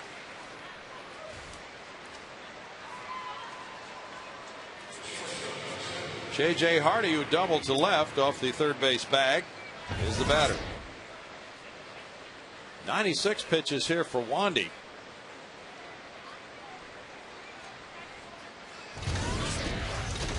Started the day with the 5th best ERA in the National League and has lowered it. And has run a lot of deep counts. Just 4 hits and a couple of walks, but a lot of deep counts. And a lot of that is due to the fact that Larry Vanover's had a fairly tight strike zone here this afternoon. Both pitchers have had to contend with that, and they're both holding up pretty well.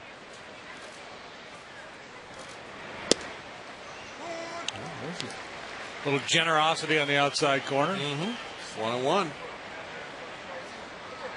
Randy Wells is pitching for the Cubs in Colorado. The Rockies tagged him with 3 runs in the 1st inning. Jason Hamill pitching for the Rockies. Rockies leading at 3-0, bottom of the second now. It's 1-2 to Hardy.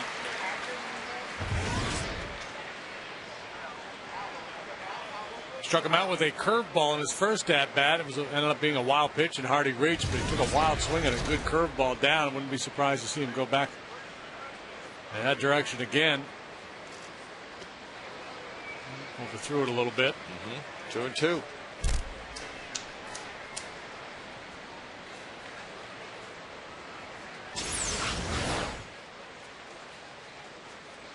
He gets tremendous tight spin on his curveball. Now the right-handed hitters will say that they just have a hard time with it, especially when he gets that perfect release point and it heads for their back foot. Doesn't have that bigger trajectory that some pitchers do, and they sort of started out throwing up.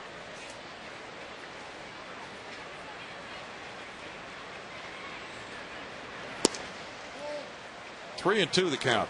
A little giddy up on his fastball today too. That one clocked at 93 miles an hour. I think the key for Wandy, he's not a real big guy, but if this makes any sense, pitches bigger than his height. Gets really good extension, a long stride, and really draws his arm back, so he gets a lot of separation. Really uses that leverage. Tap is short. Tejada to second. Matsui to Erstad. Second double play of the day. And it's 2-0 Astros in the sixth.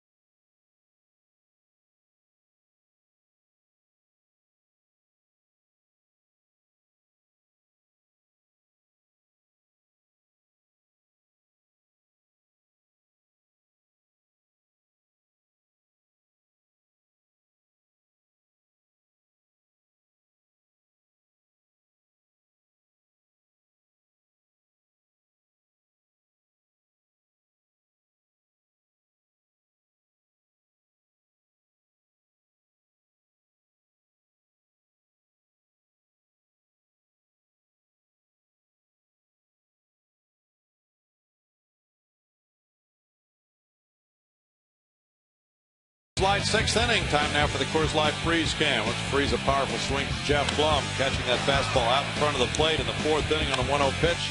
Giovanni Gallardo, he turns it into a two-run homer. Coors Light freeze cam brought to you by the Frost Brewed Coors Light. He paused for just a moment, and why not, to enjoy the flight of that ball. Gallardo just throwing ball one to Carlos Lee. Grounded out and walked. Rode home on the Blum homer. Now he drives one to center field. Mike Cameron loping back with those long strides. One out.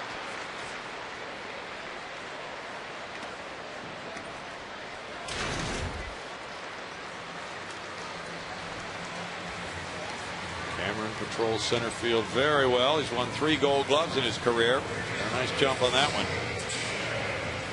Yeah, he can really play the position. Beats up a lot of ground with those long strides. Blum is 2 for 2. He singled to right field, then the home run. He had been 1 for 7 against Gallardo before today. Takes ball one there. Be interesting to see how Gallardo goes after him. Solid single on a changeup first time. Fastball in, home run last time. Started a sinker away. And then split finger pitch. 2 balls, no strikes. Cardinals are scoring in the 8th inning. 4 runs are home at Pittsburgh to take the lead 6-3 over the Pirates. Cardinals still batting. Skip Schumacher hit his 4th homer. The appeal went to third. No swing. So, on any given day, a hitter can turn into like Jeff Blum is like Lance Berkman for Gallardo today because of the swings he's had off. Good point. There's no answer for him given the results the first 2 at bats. That's why a 2-0 fastball he missed up. He tried to overthrow it.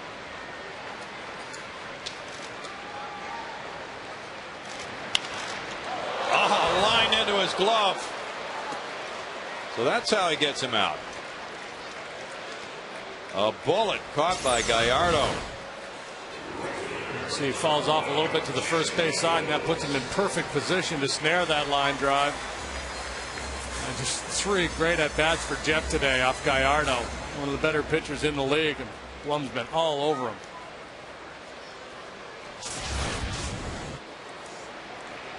Smacked that one. Now 2 down, and it's Jason Michaels. He doubled to left and he walked. Ball 1. Michaels was thrown out at the plate on the infield hit by Wandy Rodriguez. Back in the 4th inning when the Astros had scored their 2 runs.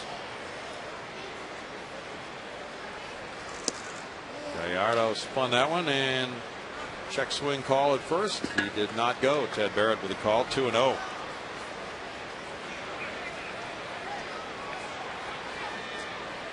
Gallardo's been involved in 4 1-0 games this year.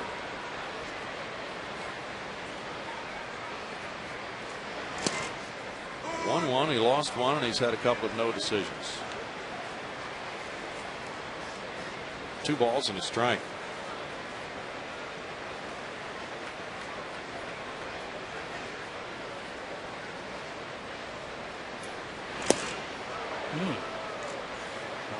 And the thing that's probably most impressive about Gallardo is the fact that he's just 23 years of age. He's taking on this leadership role as the front man for this Brewer rotation.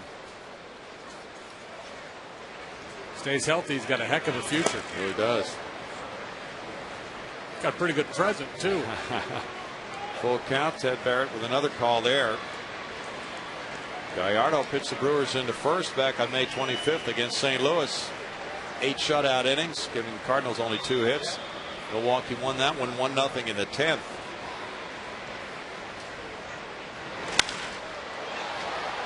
Toward right center with Bill Hall there. In the 6th, Gallardo gets the Astros in 1-2-3 fashion. It's 2-0 Houston through 6.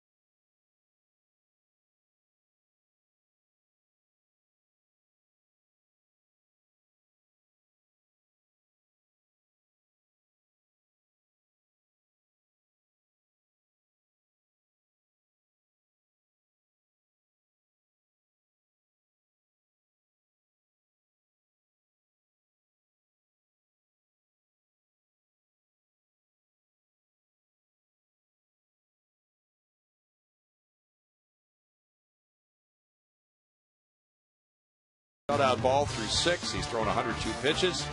Brewers have left 7 on base. Wandy worked out a bases loaded trouble in the 2nd. And the Cardinals now have erupted with 5 in the 8th, leading at Pittsburgh 7-3. Here's the 7th inning for Jason Kendall, and a fly ball to left field. Carlos Lee coming over toward the line. 1 pitch, 1 out for Wandy, with Jeff Fulcino warming up in the bullpen. Wandy up over 100 pitches now, so this is likely his last inning, unless it goes really quickly. He's due up 3rd in the bottom of the 7th, so this will probably be it for him. Fulcino working as Gallardo bats. Gallardo has walked and hit a fly ball to right. Looks at strike 1. Gallardo, part of a fertile Milwaukee farm system. 1 ball, 1 strike. Braun, Fielder, Hardy, Ricky Weeks, Hall, Corey Hart, Gallardo, Manny Parra all came through the system. 1 ball, 2 strikes. And they were supplemented by some free agent signings. Craig Counsell, Jason Kendall, Cameron, Jeff Suppan, Braden Looper.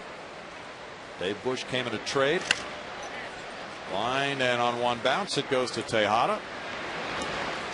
2 outs. This date in Astros history is brought to you by the MD Anderson Cancer Center. This date 1976.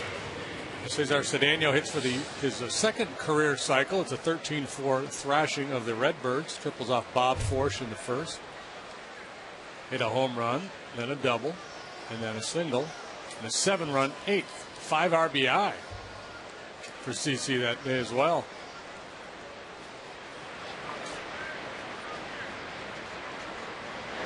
Now Lopez takes strike 1. He is 0 for 2 with a walk.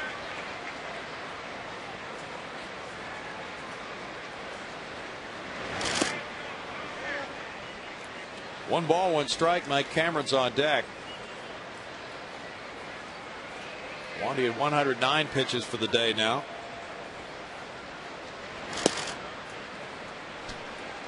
Two balls and a strike.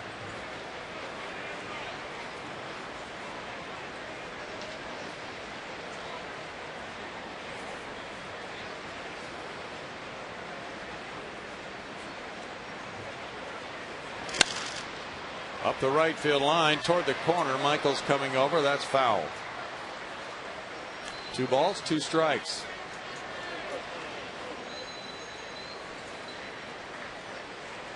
Astros on Friday night won 6-3. Bud Norris the winner there with a save from Valverde. Jason Michaels hitting 2 homers last night. Milwaukee pushed back, taking that one 12-5.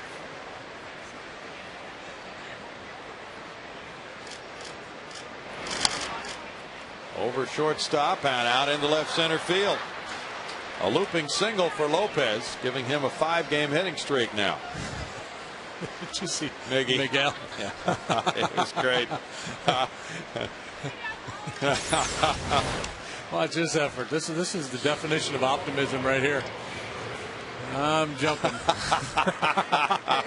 Who knows when some supernatural power might kick in,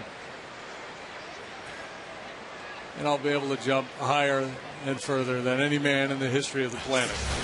That's called doing everything you can humanly do. Try to prevent a hit.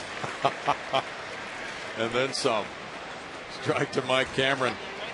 Cameron 1 for 3. He's the only player in the game that does that kind of stuff, but it's fun to watch. 1-1.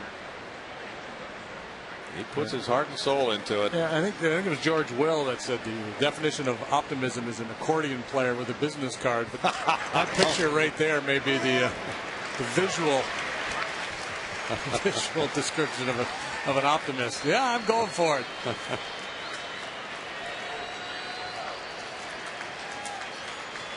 One and 2 the count. Broken bat, pop up. Tejada looks out to Michael Bourne, who's underneath it. for the play to win the top of the 7th inning. No runs, 1 hit, 1 left. Wandy Rodriguez has returned to the mound with quite a day of it. The fans are standing for him and also standing for the 7th inning stretch and the singing of God Bless America. Your caps and join us as we pause to honor our great nation with the singing of God Bless America.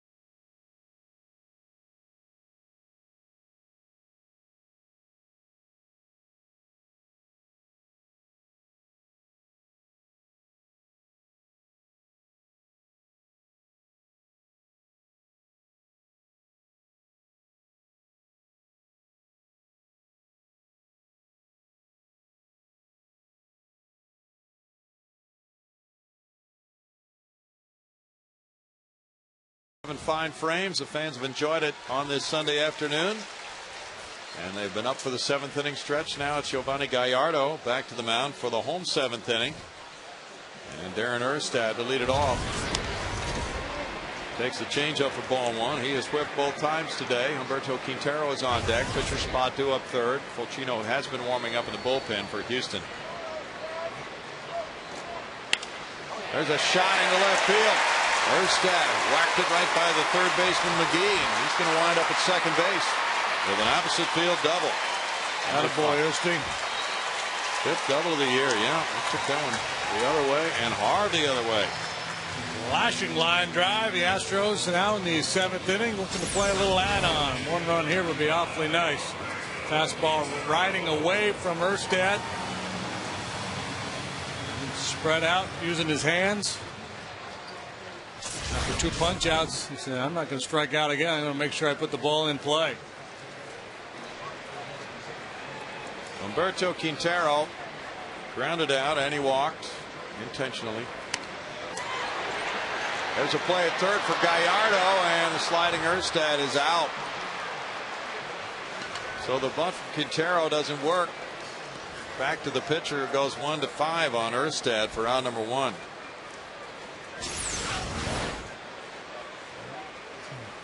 Bunted hard and right back to Gallardo. And not even close to third base. Matt Queta is the pinch hitter now. I believe the Astros just announced a trade. Milwaukee acquired David Weathers. Okay, Milwaukee has acquired David Weathers. Reacquired, right? Stormy was a Brewer for a while. Stormy's been everything for a while. He's been through the mill. Coming from Cincinnati. So he'll be in that Milwaukee bullpen. Now, Keita pinch hitting for Wandy through 116 pitches in those 7 shutout innings, giving up 5 hits. Keita with ball 1. And now make it strike 1 on the appeal to Sam Holbrook. Come on, Sam. Mike Hampton has a lateral meniscus tear in the right knee, and he's day to day. Torn cartilage, so he could possibly pitch with that. Well, they're not disabling him. Yeah, I'm guessing since he's not being disabled that he'll make his next turn.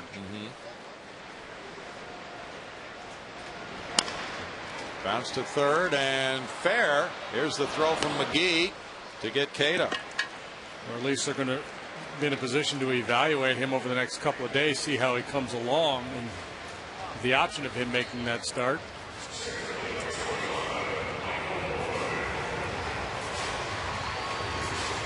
It almost got it by him. Quintero to second now. 2 outs for Michael Bourne. A big opportunity here for Michael. He hate to waste that leadoff double, but they didn't get the bunt down. Didn't advance Erstad. 2-out knock here would pick up his teammate. Bourne takes ball 1. He's hitting .387 with runners in scoring position, 3rd best in the National League.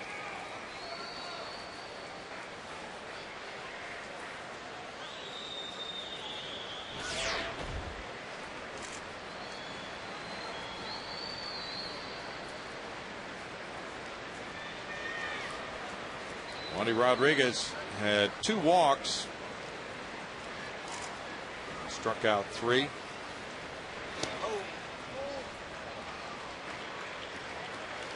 Bourne takes another one, ball 2.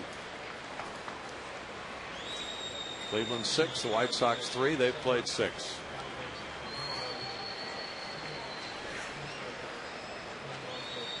Wandy could be an 11-game winner for the first time in his career. Todd Coffey is warming up for Milwaukee. It's 3-0 to Bourne. 72 pitches of the 116 for Wandy were strikes. Oakland 4, Kansas City nothing. Ryan Sweeney hit his 5th. Bobby Crosby also number 5 for the A's. Bourne takes a 4-pitch walk. Now it's Matsui with 2 on. 4th walk for Gallardo. He's also fanned 4 in the game. Ken Maka on the phone to the bullpen. Bill Castro, the pitching coach, on his way to the hill. Gallardo's thrown 108 pitches. He's rebounded from that last start. In that one at Los Angeles, he gave up 10 hits, 9 runs in 5 1/3 innings. Yeah, that's one of those deals. You look at the line he had last time out, and you might draw a little optimism from that thing. Hey, this guy got lit up. He's struggling. But guys like Gallardo, when you look at that line, you say, oh, he's not likely to have 2 bad ones in a row.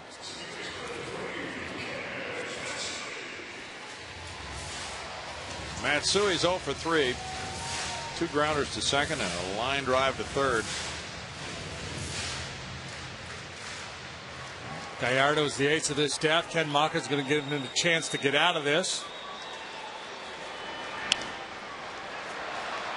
Strike to Matsui.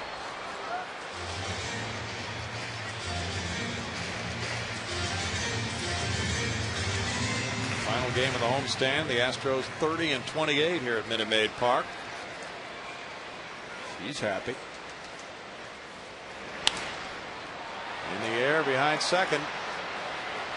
Hardy takes care of it for the final out. No runs, 1 hit. 2 men left for the Astros. They lead 2-0 through 7.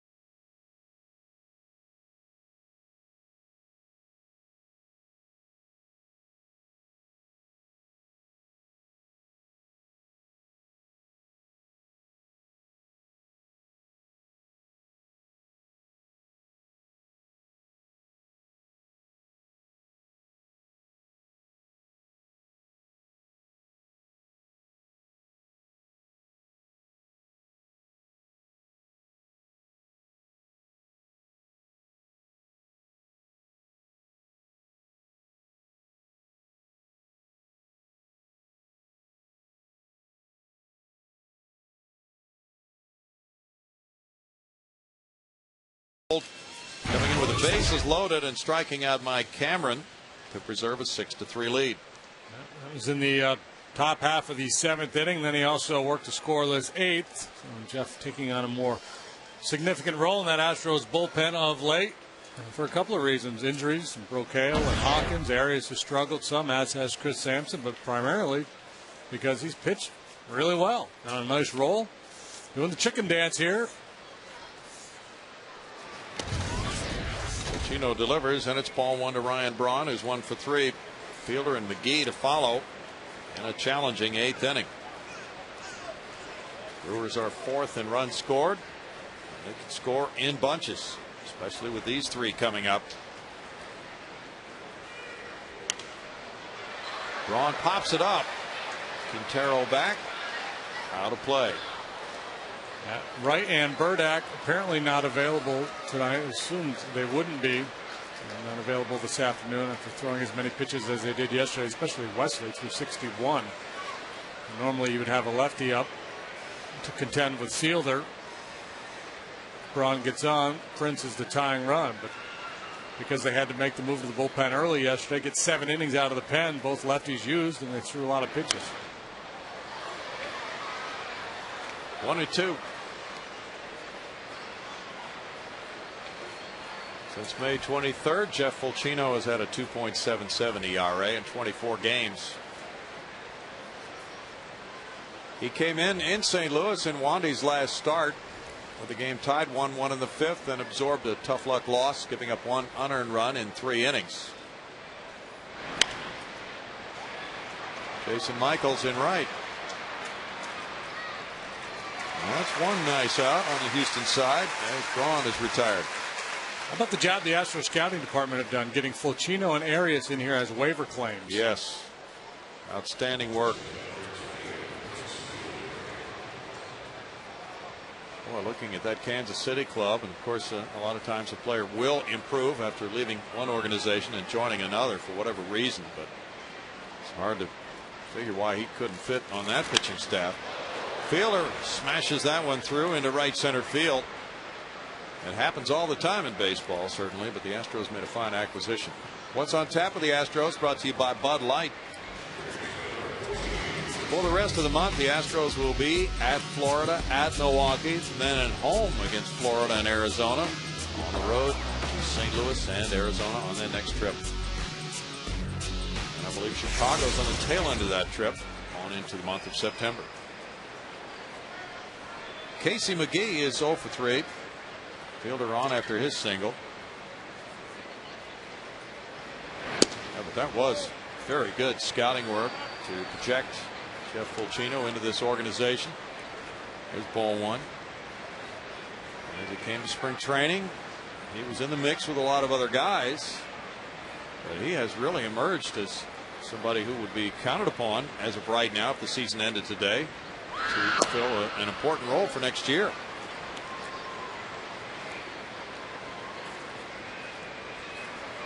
Two 2-0 for Jeff Fulcino.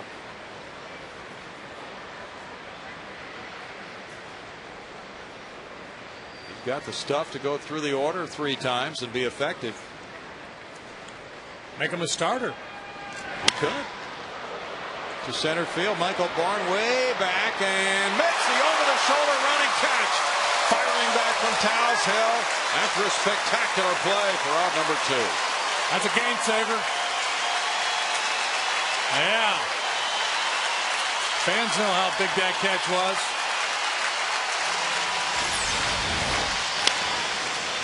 Great swing of the bat by McGee. It's 1 run in and likely a man standing on third base if he doesn't haul that in with 1 out. That's another thing Jeff Fulcino has acquired since coming to Houston. Michael Bourne to play center field. Major league outfielders. Big play. Now Frank Catalanato comes up to pinch hit for Bill Hall. Catalanato. Yeah, had a good splitter and had a really good Bourne going today. Catalanato started and went 0 for 4 with 3 strikeouts Friday night. Taking ball one. Paul was 1 for 3. Catalanato, a .264 hitter, 472 at bats with Milwaukee, 1 homer and 8 runs batted in, 4 for 21 as a pinch hitter. Fouls it away, and it's 1 ball, 1 strike. Frank, a 10th round pick by the Tigers in '92. Played with the Rangers for years. He was there last year. Signed to a minor league contract and joined the Brewers this season. He was at AA Huntsville when he was called up. And almost made it. Oh, I don't really call it an error, but a near catch. It's a humbling game. 1 and 2. Yeah, extraordinary effort given there. So I'm going to rule that no play.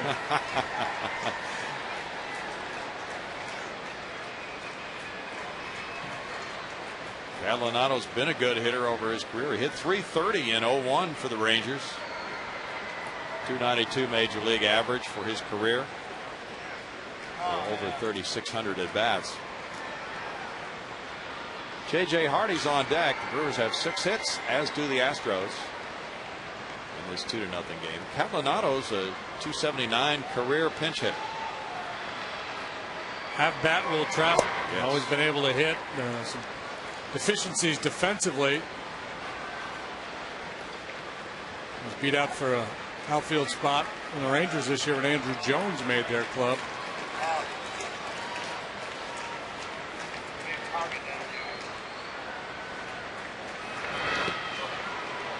It's 3 and 2 now. And 2 outs. Prince Fielder will be running on the next one. Just underway in Los Angeles. Atlanta failed to score in the top of the first against the Dodgers.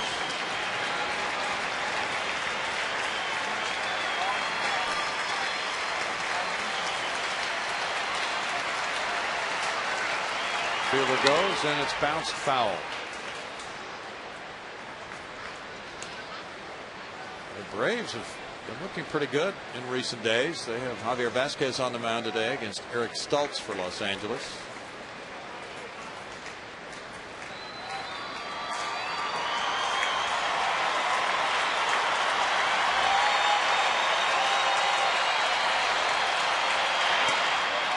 Catalanato takes a walk. Now 2 men on for J.J. Hardy with 2 outs. If you're traveling and can't watch your Astros, you can always catch the game on your computer with MLB.tv. You can find it at Astros.com. You'll find 100 out-of-market games on there per week. You catch those you missed on demand, all kinds of highlights.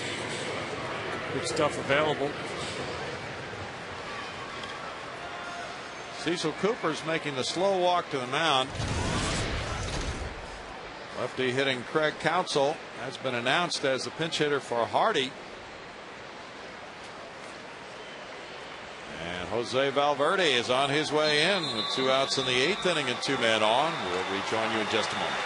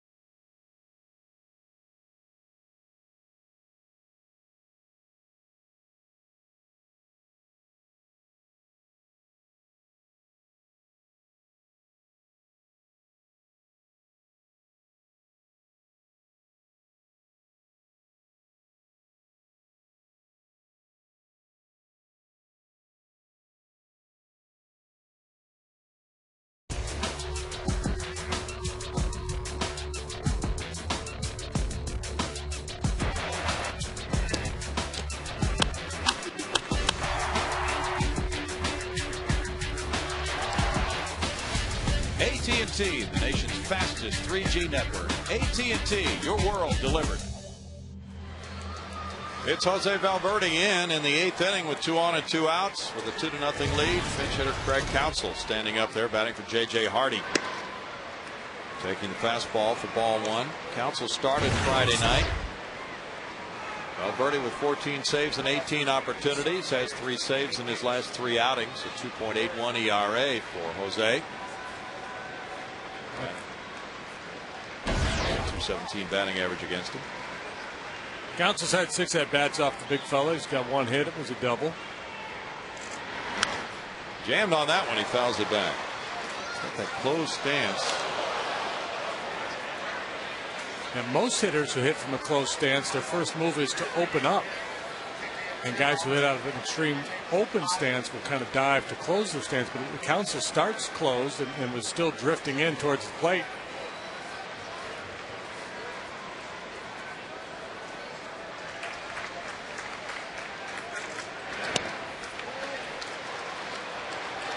Two balls and a strike. Counsell's hit well against the Astros this season. 6 for 13.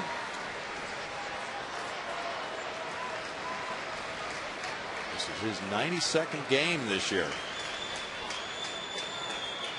He's 3 for 9 pinch hitting. Ooh, that could be a key call. It's 3 balls and a strike. Jason Kendall's on deck. A walk here puts the tying run in scoring position. Counsell is not a slugger. He's a pretty good hitter, but you don't think of him as a power guy, so this is the time to challenge. It's Prince Fielder standing up there. You have a little different mindset. Strike 3-2. Fielder's at second base. He'll be running on the next pitch, as well as Catalinato at first. Valverde got save number 14 Friday night, 6-3. The Astros won that game.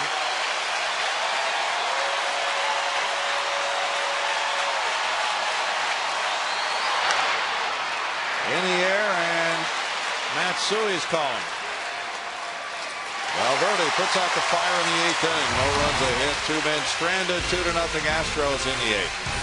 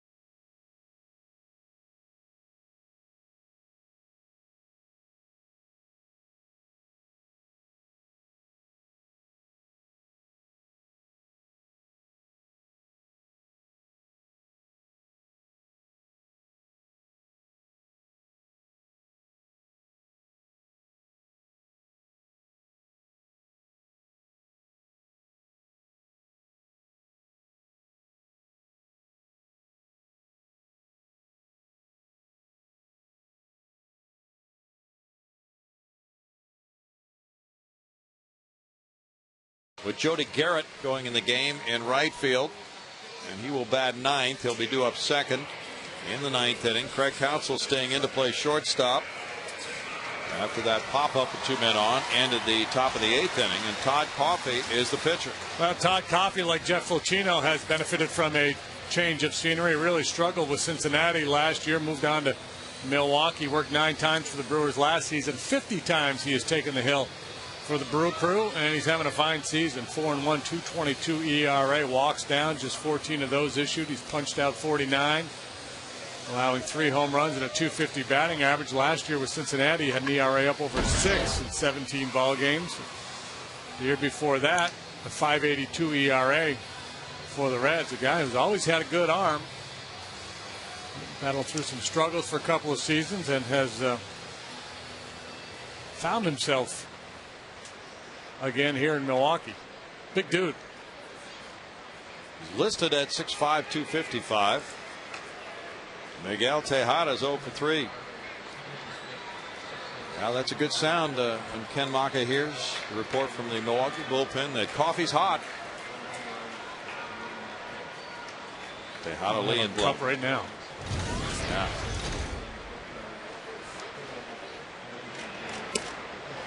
Ball 1 upstairs. Giovanni Gallardo with a fine game again. 7 innings, 6 hits, 2 runs, walk 4, fan 4. And he is 2-1 in his career here at Minute Maid Park with an ERA of 3.27 before today. Another very good start for him here. And I don't think he was at his best in terms of command of his pitches and the breaking stuff, and I guess that speaks to how good he is. You know, he was off his game a little bit, worked 7 innings of 2-run baseball.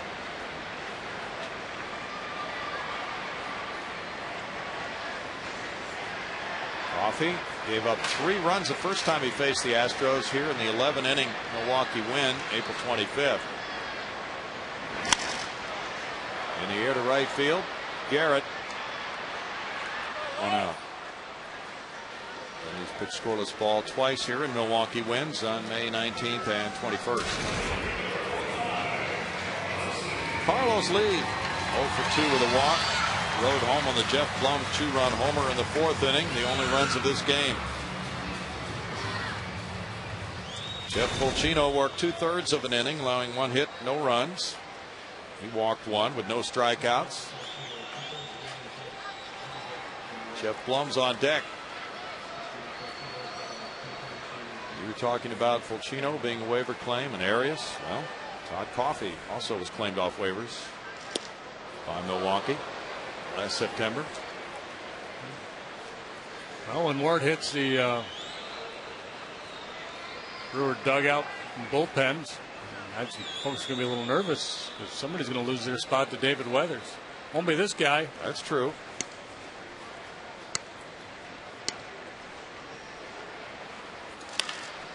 Ground ball to third. McGee. 2 outs. Appropriate that David arrives on a stormy day in Houston. Stay tuned after the game for Astros Live, presented by the MD Anderson Cancer Center. Kevin Eschenfelder and Art Howe will have a complete recap. You'll hear Cecil Cooper's post-game comments, a preview of the road trip, Kevin's details about his move to Houston, and the answer to batting stance guy, all coming up after the game. He's going to be joining you in the Woodlands. Yeah, we're in the final review process now, seeing whether he's worthy or not. Patty and I will be meeting with our committee at the Chick-fil-A to review his application. Strike 1 to Jeff Blum. A single, a 2-run homer, and a line drive to the pitcher. His kids are above average, and his wife is strong. We just have to make a determination whether he's good looking or not. 1 ball, 1 strike. Well, right now he's planning on carpooling with Patty.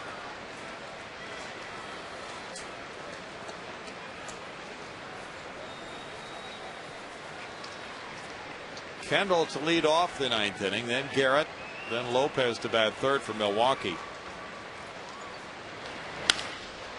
Liner to left over the third base bag, goes foul. Yeah, he throws that hard sinker. You see the board there, 94 miles an hour. There's a real good sink on his fastball, and you hit it off the end of the bat, and it just reverberates through your arms like you're hitting a croquet ball.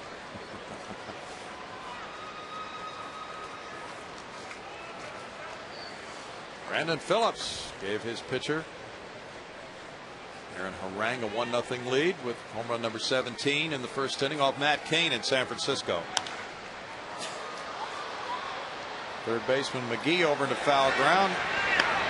Catches this one for the third out. We go to the ninth inning with the score Astros 2, Brewers nothing.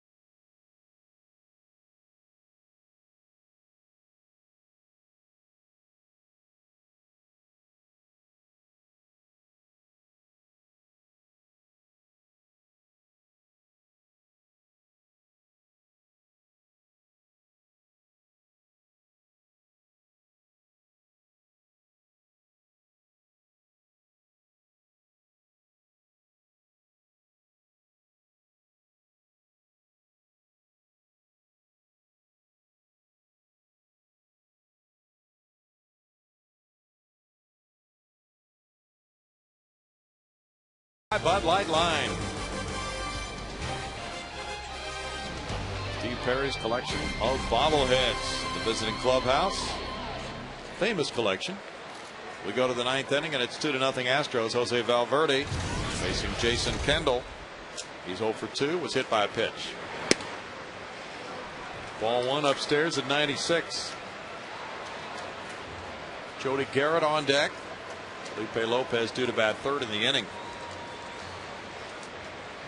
Astros have 6 shutouts this season. Getting counseled in the 8th inning was big for a couple of reasons. One, the Brewers had a couple of men on board, but finishing that inning off where they did, they've got 8-9-1 due up. Less likely that you have to deal with the likes of Braun and Fielder. 2-1.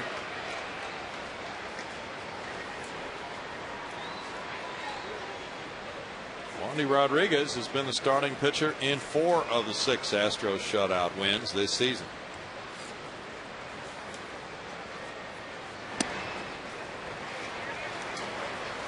Now 3-1. Cardinals beat Pittsburgh 7-3. Joel Pinheiro going to 10-9 with a win, beating Matt Capps. He's 2-7. Kyle McClellan got save number 2.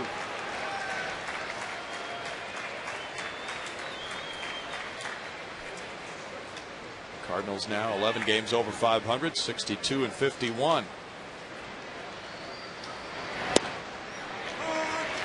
3-2. So if the Astros win, they move into a third place tie with Milwaukee at 55-56. And if that happens, they would both be 6 games behind the Cardinals.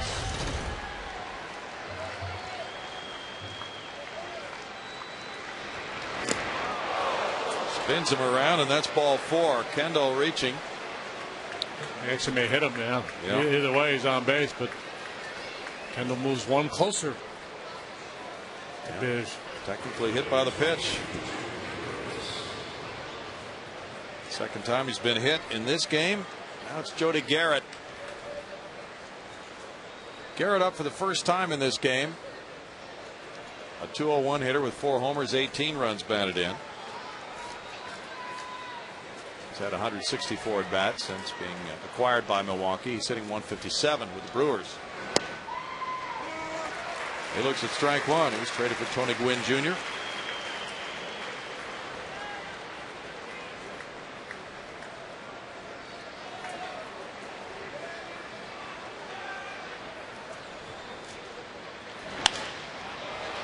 That will There'll be a hit into right center field for Jody Garrett. First and second, nobody out for the Brewers.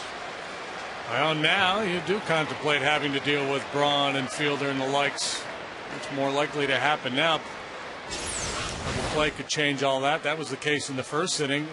Brewers looked like they were going to get the early jump on the Astros. Wandy got a big double play off the bat of Ryan Braun. That's a huge play in this game. But now a little more drama before this one is over. First and second, nobody out for the top of the order. See how Ken Maka chooses to play it.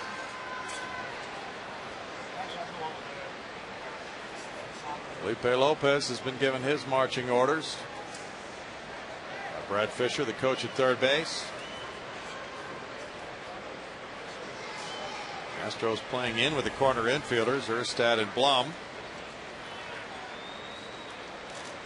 Cameron on deck. I think he's swinging. I'm down 2 on the road. I don't think it makes sense to give up any outs here.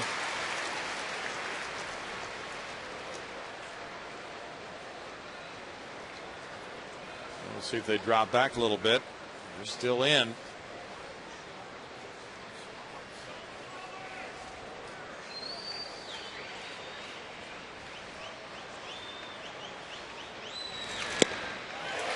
It's 0-2. Now they can back up. Especially Erstad on the pull side. Blum doesn't want to get too deep in case he hits a little squibber. Can't afford to give up an infield hit, and he's less likely to drive the ball the other way on the ground.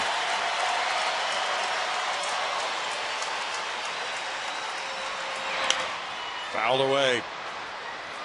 With 2 strikes, he's certainly more likely to hit the ball the other way, especially to the outfield. The Astros shading him a little bit that way. Michael a step or so towards right center. Carlos is off the line, so they've really taken away the alley in left center from Lopez. He's got a little more room to work with in right center.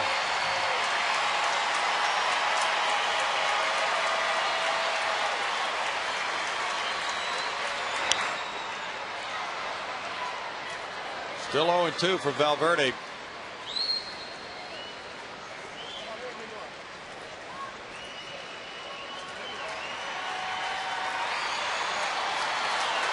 Valverde saved a 4-3 win Monday night over the Giants to give up a run in 1 inning in that one.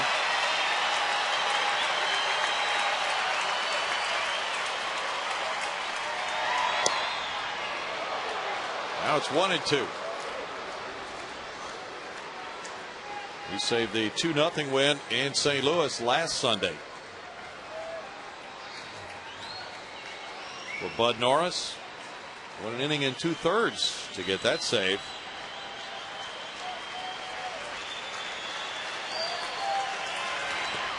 In the dirt, there's the block by Quintero.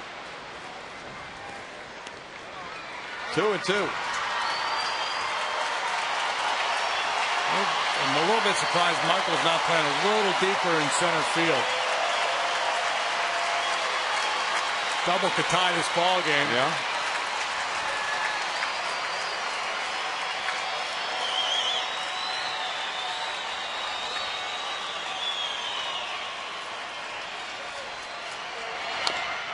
Foul ball.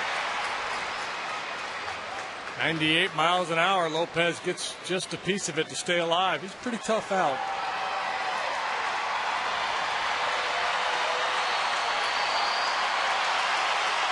Brewers have been shut out 5 times this season.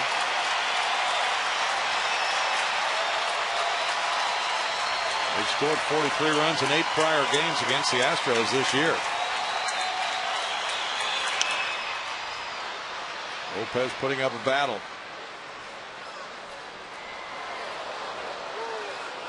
Washington won again, 9-2 over Arizona. With Adam Dunn hitting his 30th home run. 8 in a row for the Nats.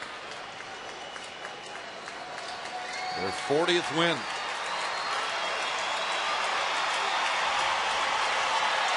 Detroit beat Minnesota 8-7. Carlos Lee in left.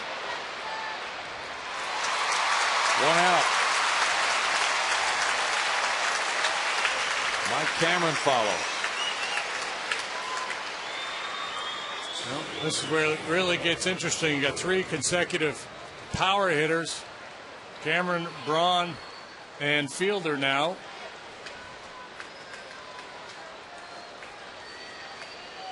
Mike, a very dangerous hitter, but he's got more holes than Braun and Fielder. Strikes out quite a bit. Cameron singled his first time up.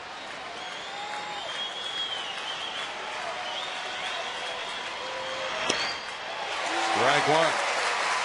Has a hard time laying off that high fastball.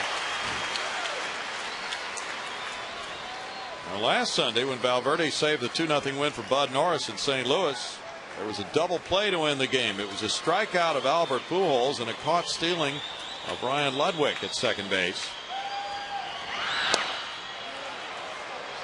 Dramatic ending to that victory. 1 ball, 1 strike.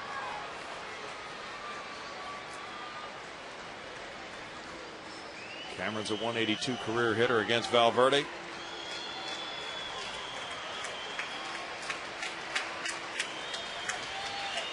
Roy Halladay won his 12th. Toronto beating Baltimore 7-3. Foul ball. First base coach Ed Cedar ducked under that one. And the fans get it. It's a 1-2 count. Right off the end of the bat. And time for a new piece of lumber. Ed and Jose Cruz celebrated birthdays last night, along with the Brewers general manager, Doug Melvin. 1-2 to Cameron.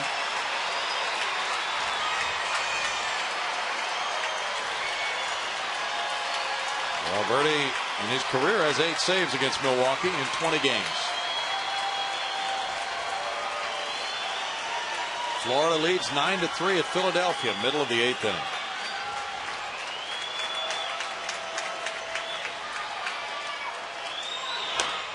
Little bouncer goes foul. Cameron just making enough contact to stay alive at 1 ball, 2 strikes. Spoiled a pretty tough pitch there, but he's a, Jose's got him swinging now, and I'd see him go back with that high fastball. Obviously a certain element of a risk in it. If you don't get it up above the hands, it could be a home run pitch.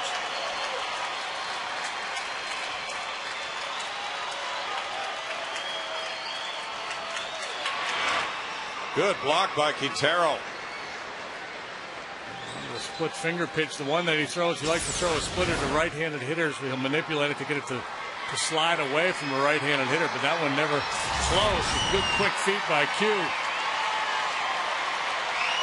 Keep that back runner out of scoring position. Keep the double play in order. Now Cameron's probably thinking he won't throw that pitch again. 2 balls, 2 strikes, 2 on, 1 out. Did a nice job laying off there. Now 3-2.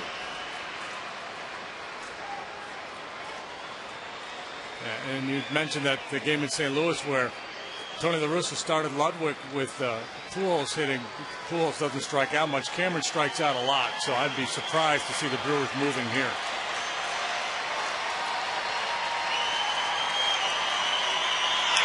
Foul back as the runners hold.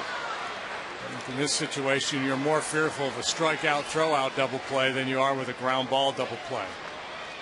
Valverde, not really a ground ball pitcher. It's not to say he isn't capable of getting one, but when you look at his pitches, and power pitchers, you really think of them as ground ball guys.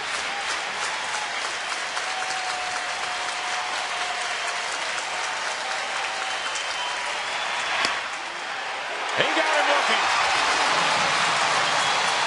Cameron very upset at the call by Larry Vanover for out number 2. Well, Larry Vanover early on in this ball game was awfully stingy with that strike zone, and when the Astros needed it most, opening up that outside corner a little bit. Big call, big pitch. Might have been off the plate, but probably too close to take. Crowd is standing. Ryan Braun, the batter. Oh my. This is a delicious confrontation for baseball fans. Braun is 1 for 4. He can hit some of the best fastballs around. Game on the line, 2 outs, 2 on. He taps a split finger pitch, foul for strike 1. Now the Astros back the outfield up a little bit. They're in no doubles mode.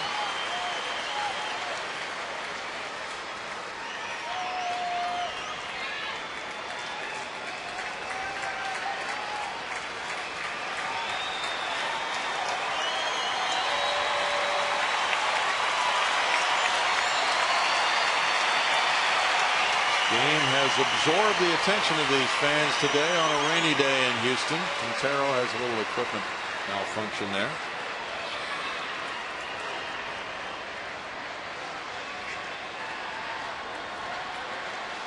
Now he's ready to go for the 0-1 pitch.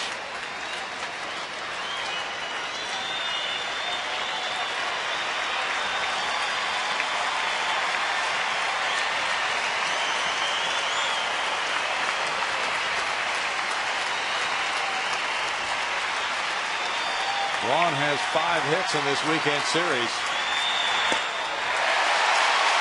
0-2. Swinging fastball and getting split finger pitches for strike 1 and strike 2. Dancing in the aisles here at Minute Maid. That's what I'm talking about. Braun hit a game-winning homer in the 9th inning off Brad Lidge here at Houston in 2007.